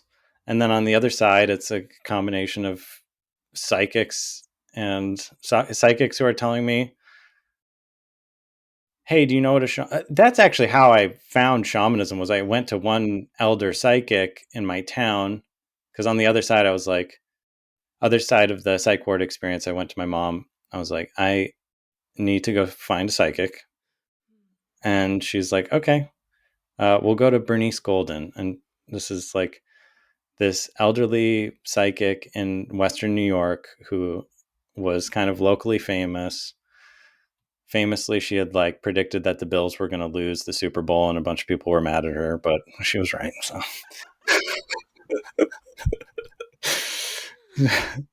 don't talk shit about the Bills. No, real. That's so funny. But I went to see her, and yeah, I've listened to the reading since. I listened with my wife like last year, and she kind of laid out my life until 35, Oh, roughly. so she like read you right. Yeah, she did. Oh, I I mean, had an she's like, "Do you experience like know?" that when I was 19. Funny, keep going, but I know exactly what you mean. Where I'm like, damn, you read me dirty, but like I also didn't want to hear it. I don't know if that felt true for you or Oh, totally. I feel like it's like the monkey's paw. Like there's this trade off. Like you don't realize it at the time when you're going to see a psychic, but if you go to see a skilled intuitive and they tell you your life path, there's also this piece that they're potentially helping solidify it, oh, like totally. through, right? Because your future, I don't believe, is predefined, right? Totally. So when someone reads you Oh, and they totally. tell you something Hmm. that is, maybe it's your strongest potential in that moment. Hmm. Oh, you Um, develop like an unconscious bias towards what they told you and then it starts manifesting. Is yeah, that almost what I'm hearing? yeah. Yeah. Um, Oh, totally. Damn, like she read me dirty and I sowed those seeds myself in my own fucking mind. Yes. and potentially they read me so well that I couldn't have even gotten out of it Oh, if I wanted totally. to. Yeah, They it's a both and. It's a both and. right. Yeah. So yeah, so she roughly said like, "Hey, honey, you're a healer. You got sick so that you could learn to heal yourself. Do you know what a shaman is? No? Okay. Look at that photo right there. That's a shaman. You're going to be very involved with shamanism in your life. Hmm. I want you to start writing. You're going to author books. You're going to help heal a lot of people. I'm so excited that you're here right now. Whoa. By the time you're whatever 35, you're going to open your own clinic. Be you're going to be doing work similar to what I do." And so I'm 18 hearing all this shit. I haven't even heard the word shaman before. So then I go home and I, pick up a book on shamanism, and then I have that experience that I described of Got like you. confirmation. Yes. Okay. Okay, got Which you. is so it doesn't matter how much it was someone else telling me. It like at the very core of my being, I had just come out of this experience of directly experiencing this truth myself. And so it was kind of selected for me. And it was very helpful to frame my journey in like, hey, this is like a fun challenge. You're like sick as fuck and you can't do anything you want to do. And you can't even like really go out, and you're 18 years old with tons of energy. But this is a fun challenge. You're going to have to learn how to heal yourself. So then over those next 4 years, I just poured myself into everything I can learn about self healing. It started kind of in a Buddhist lineage, just learning Buddhist meditation, and then weaving that together with shamanism. hiring different shamans to do sessions with me over the phone, or finding a local, like, Where would you find them? I would find them through the Four Winds Society, which is the I see. school that Alberto created. Oh, I see. Okay, yeah. Yeah, because you're talking about like 15 plus years ago, and it was a different environment to find spiritual help, I think, Right. personally. But Oh, definitely. yeah. Yeah, way different. Um, so I still don't know, what the woman looks like that helped me so much, because it was all over the phone. But she did help me It was just a dramatically. voice. It was just a voice. Whoa, that's crazy. We were not on Skype. Wow. But she was guiding me through energy practices. On her end, she would be working on my field. On my end, she would be telling Hmm. me and guiding me through different breath work Hmm. and visualizations to keep things flowing. And, after some of those sessions, I would feel like my entire, like, on a cellular level, like this vibration. Hmm. I felt super high after some of the sessions. But, Hmm. the key point with that is, I started working with her. I did a session. I was like, this is bullshit. It's not helping me at all. And then for a year, I had to go on this journey of finally coming to the place of, no one's going to do this for me. No one's going to heal me. Hmm. I'd been going on like 90-minute road trips to go see this psychic, to receive energy healing from her, and she had been like really trying to help me. She sees this teenage boy going through this challenging experience, and all these different helpers who really wanted to help me, and who I really believed they could. And then I had to take my power back. And then I could go to the shaman Hmm. and receive a session, because I wasn't expecting them to be the one to fix me. They Hmm. were simply helping me heal myself. I had to learn the Yeah. practices of surrender. I had to accept what was happening to me. I had to get to the point of seeing the part of me that wanted to stay sick. I didn't have to go to college. I didn't have to move out of my parents' house. I didn't have to get a job and start making money. I didn't have to figure out what I wanted to do with my life. I didn't have to go through the experience of finding new friends that actually I resonated with. Hmm. It put a pause on everything, Hmm. and there were so many benefits that I was gaining from it. So I had to do the shadow work. I had to surrender, and then I could find a guide that helped me heal. Oh, so that And you were no longer in, these are just the words that are coming out, but like you were no longer in the unconsciously disempowered place of like, I'm taking all these actions because I think somebody's going to save me. So you had to yeah, like set that aside in order to find the correct guidance because you see the value in guidance, but you're not thinking like this person's going to fix me. Does that check out? yes, absolutely. Yeah. And I'm not the victim, Yes. which I definitely was. And Oh no, I feel like strongly, totally. I mean, there was so much proof. Like, Totally. I had a victim resume Yeah, totally. that I could recite. Totally. Right. But yeah, I mean, I Yeah, couldn't the way I feel talk and about believe it I is was the victim at the like same I've time. also been the victim for sure. But it's like the way that I look at it is like, okay, I was dealt victim cards, but it's on me to play those cards. I can play those cards however the fuck I want. You know what I'm saying? So I'm almost like hearing you Definitely. being like, I got the victim cards and it's real and the suffering is real, but how am I gonna play the cards?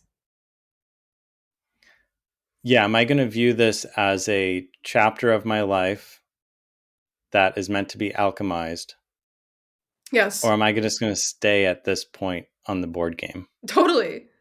Because if I make it my identity, Mm. there's no future. I fucking hear you. Yeah. And Whew. it's, looking back on all these things, I have my ideas of what happened, what was really going on underneath the surface. And then there's also this great mystery Mm. that I'll never really know. I'll never really know why I got sick. Yep. I'll never really know why I healed, Mhm. um, Yes. or what it all means. Yeah. But Hmm. it's a fun story, Hmm. and I get to choose. And it also changes as I get older. Hmm. Like, after I got better, Mhm. Mhm. Mhm. I came out of hiding and I became part of society again. And it very much felt like I'd come out of prison because things were different.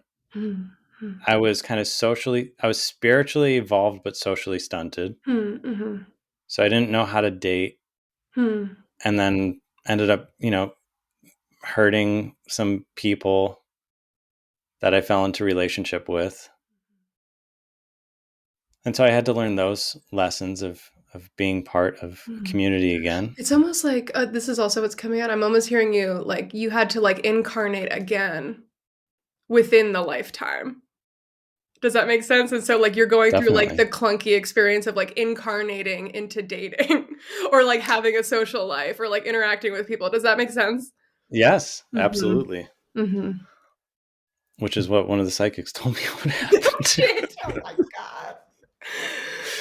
They Oh said my you're going to have 3 lifetimes within this one. no shit. Are you serious? Yeah. That's And crazy. so I think Yeah, maybe which I'm one are on you on? 2 right now. I don't know, but I do feel that I'm in a different one now. Yeah. Yeah.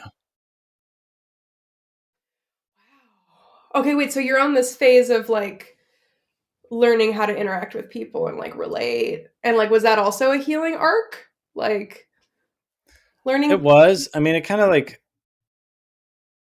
so I'm 22 at this point, and I haven't been able to play guitar for 4 or 5 years. So now I'm able to play again. And so I I go through my shamanic training with the Four Winds because I'm like, this is my path, and I'm making music. Then I complete my shamanic training, and I'm like, you know what? I see this as my destiny to help other people in this way, but I'm going to hold off because I've just been in such a serious self healing mode for so long that I need to have fun.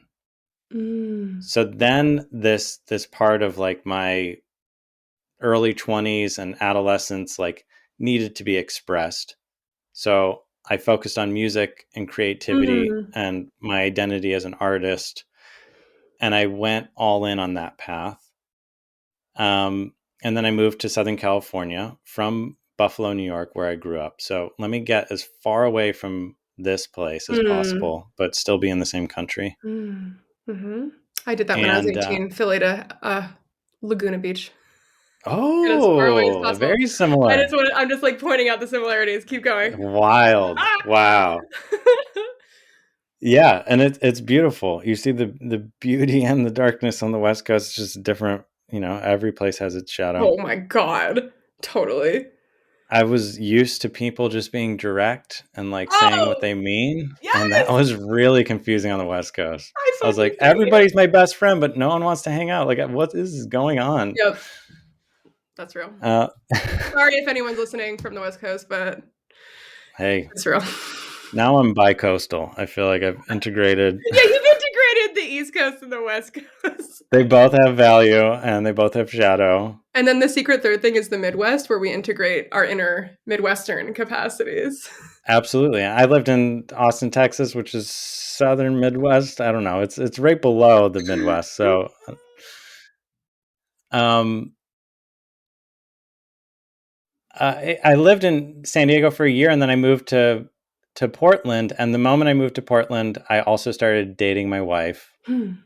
and she helped ground me, and I very quickly opened up my practice, Hmm. offering shamanic healing and coaching, Oh and wow, yeah. and kind of never made music. Like Oh. my musician You took like a hard turn in that other hard turn. direction. Yeah. Mhm. And now it's 10 or 12 years later. I've been doing healing work, coaching work, shamanic teaching. I created this school of shamanic artistry. So, this full training program. Mhm. And through teaching other people how to do what I did, I also let go of a part of it. And that also felt like part of my spiritual agreement. that I would say to Spirit, hey, I'm ready for the next chapter.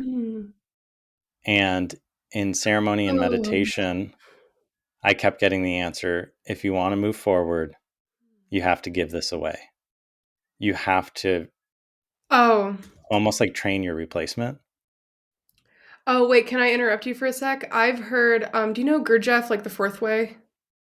Any of that No. kind of stuff? It's just like it's like a very methodical, intellectual, spiritual path. And there's one of the spiritual laws in that system that says you can't go to the next level spiritually until you bring someone else to the level that you're at. Oh, Is that resonating? Yeah. That's what I'm hearing you say. that's so good. It feels so true. The first time I That heard that, really I just was like, plugs in. damn. That's so real. It was very, very trippy, like kind of culminated in just a few months ago. I guided my first expedition to Peru. I hadn't been there in 13 years.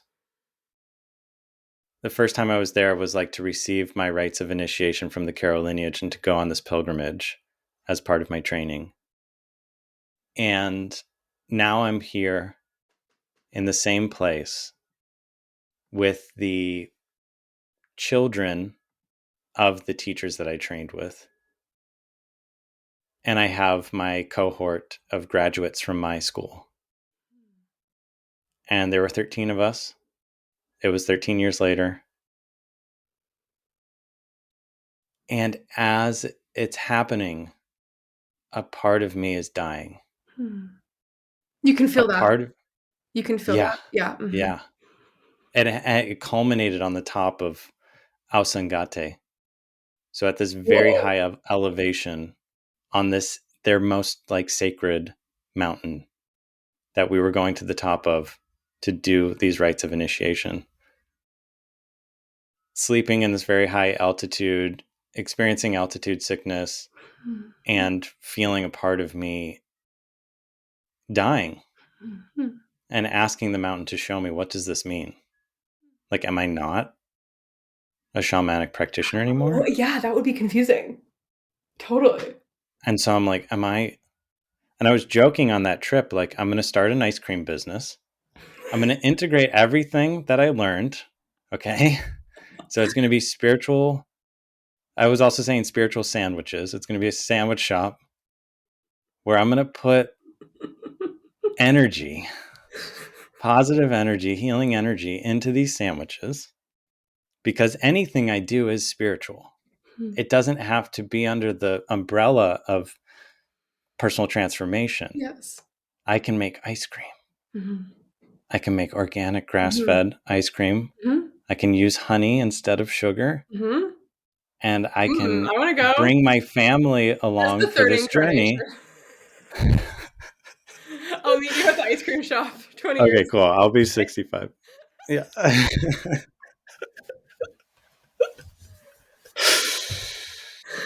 So it's like this identity crisis that had been bubbling, really bubbling for years. But I had been like, this is super inconvenient. I'm supporting my family doing this work. Yes. It's not really responsible for me to just come up with a new identity. And this is all I know. Like, I've dedicated myself to this path for the last so many years. I didn't get any other training. There's other things that I'm great at. So it doesn't matter if I have a certificate and other shit. But just this, I'm going to hold off, wait. And then again, you have to bring people up the mountain in order to like redeem yourself, relinquish yourself, release your agreement in some sense. And so through that journey, I came back and I told my wife, I was like, we're starting an ice cream business. And she's like, that sounds great. We'll get an ice cream maker. But also, like, what the fuck, dude? She's like, creative idea as always, and wondering how that's going to work. And are you sure? Let's crunch some numbers here. Let's crunch some numbers. So now I'm only, so that was in September. Now it's January. Oh And wow, this was recently. oh, this is very Oh recently, which damn. is why like we were supposed to have this call like 3 weeks ago. I'm so Yeah. glad it's taken 3 weeks Oh no, that's fine, because Gemma. my goo has turned into a being. Like Yeah. I can now my passion is like, oh, I just need to integrate my inner artist Yes. because I can see that very sharp line. When I Yes. moved to Portland, I started becoming a shamanic practitioner. I created Yes. this online business, this online Yes. identity, this whole thing. And again, kind of sacrificed a part of my entire personality, a part of my spirit that I said wasn't totally welcome in this space. Yeah. And it's still like my work has always been deeply intertwined with my creativity.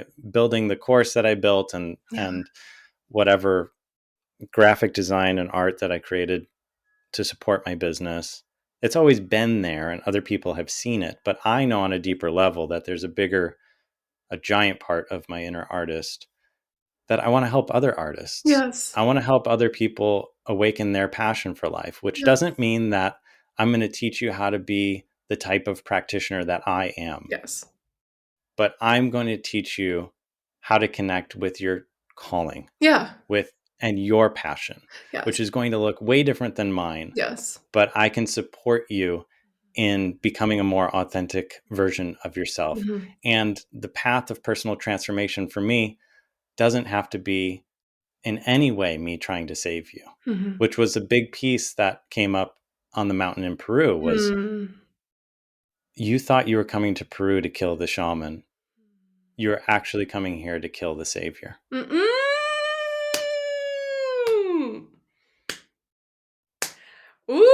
Ooh, that's a good one. That's gonna be the last thing you write in the introduction of your book, by the way. Okay. Okay? I'm your Thank you. psychic on your book right now. So Thank you. That's actually very helpful. And that was very psychic. And I will credit you. I don't know if I'll credit you in the book, but I'll you don't write have you a to. You text. don't have to. Yeah, that's great. That's great. Oh my god. And so, with no one to save, now I'm on the Yeah. other side of that. There's no one to Oh, save there's no one to anymore. save. And so, over the course of weeks and months, it's just been Mm. this melting Mm. of that part Hmm. that I thought I had killed years ago. I thought I had let go of the savior. I know enough about saviordom that I thought I had let it go. But again, the healing path is a spiral and we have to keep revisiting these things. So there was still this part of me that was in this because when I was 18, I had no one. I would have really loved when I was going through that psychosis, that spiritual awakening, if I had one person who could see me. Hmm. Hmm. And so I became that Hmm. for over 1,000 clients over the course of that 10 years. Hmm. And I helped a lot of people heal themselves.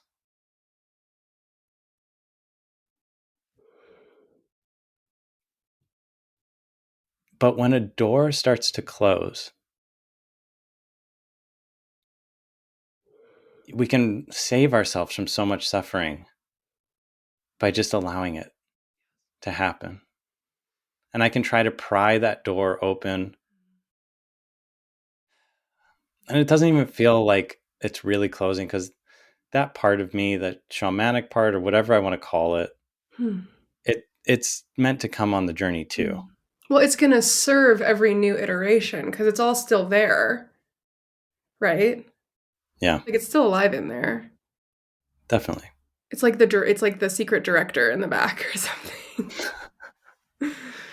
The challenge becomes not to like the total pendulum swing Mm, mhm. of like, okay, I'm going to create like an account now to make fun of Yeah. spiritual Yes. influencers. Yes. Yes.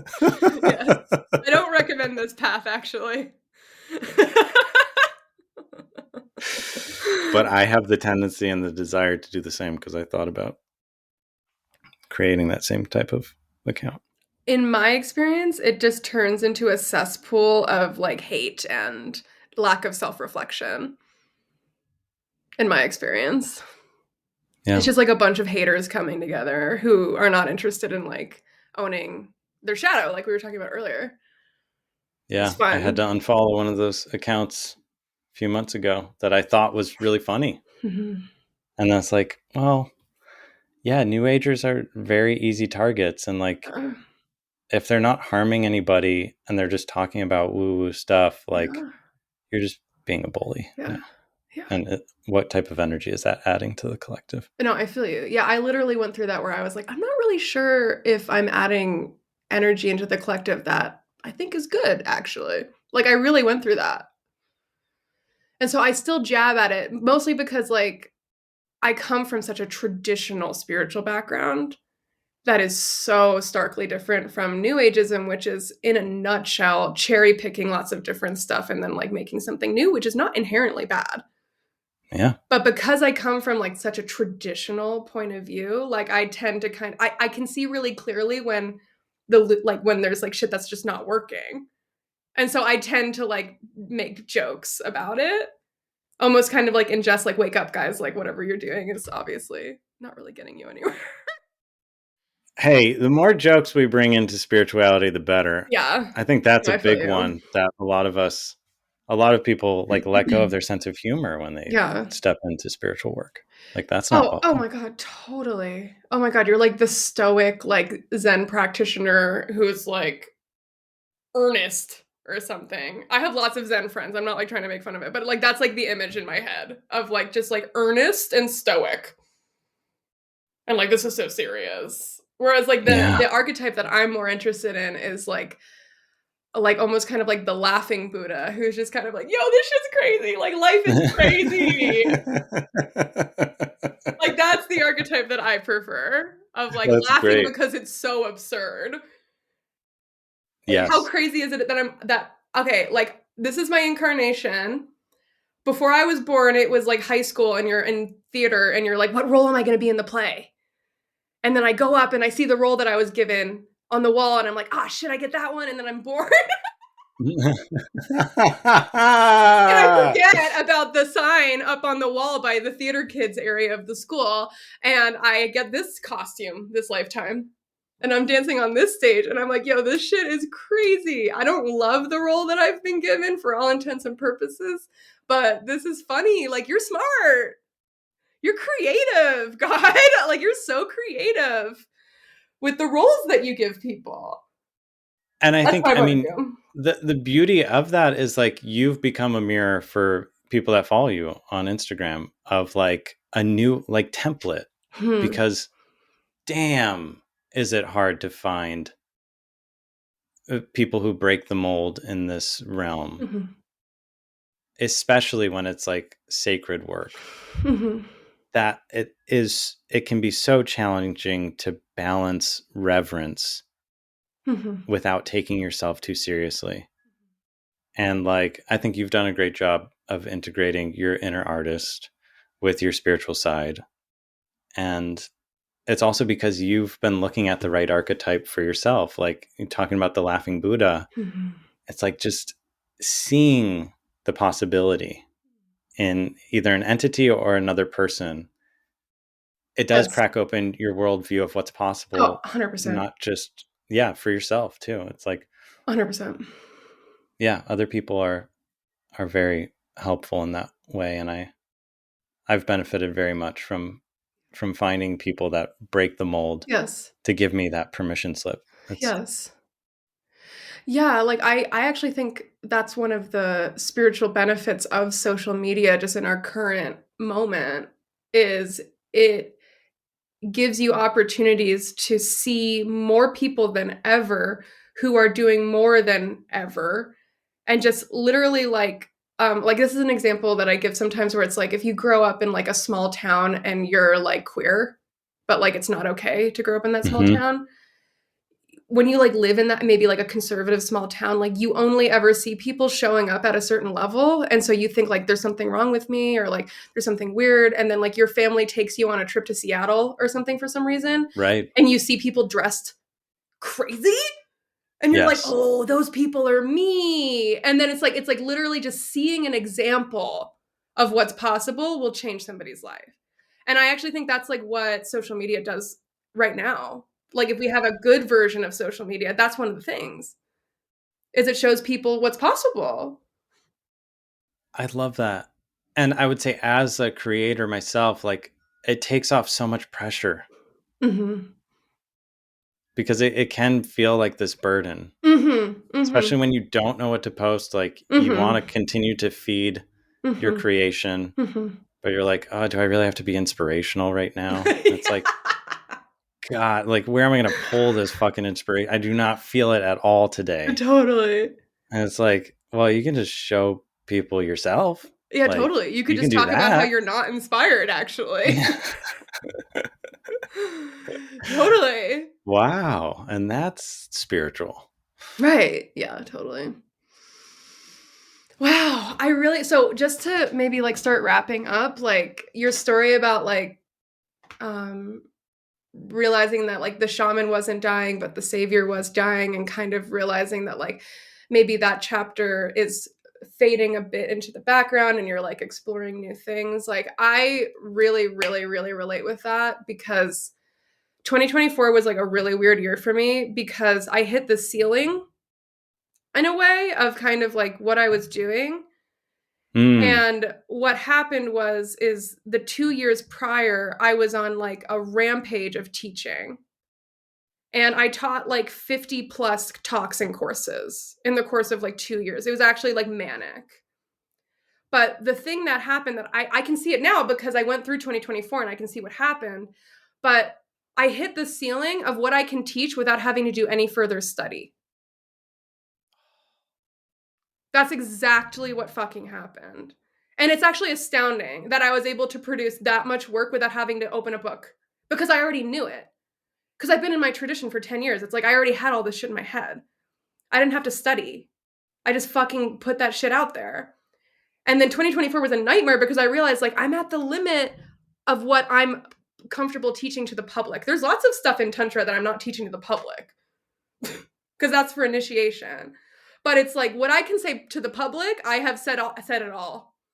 So what the fuck else do I say? And then what I realized is like, okay, it's time to hit the books, baby. And so what I'm feeling now is I'm moving into a new iteration where yoga and tantra are behind everything I say. It will never not be that way because that's the way that I view reality. That informs everything I say. It's like my inner guru is the tradition leading Yeah. me.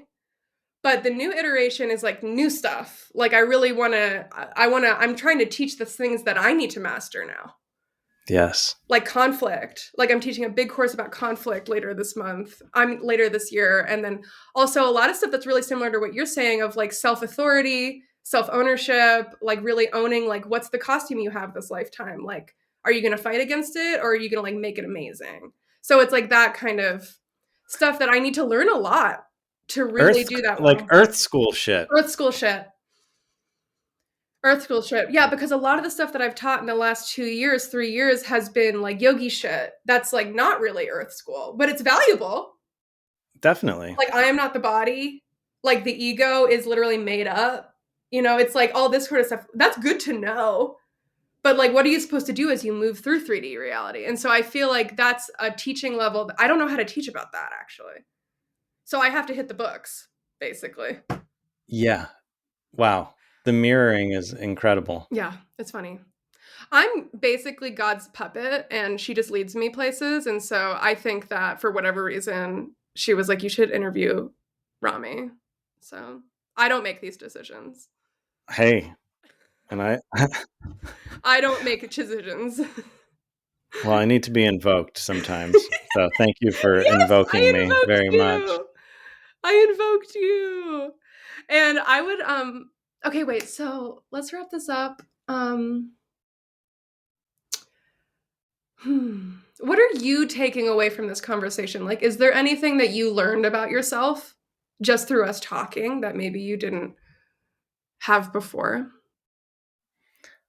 I mean, it's really powerful to play it all from beginning to end, to see the arc Hmm. and to also hear your reflections. I would say there's this feeling that would arise like, as a leader, I can't let people see fully what I'm going through. Somehow that would invalidate my ability to hold space for them. So I have to show up with a certain level of professionalism.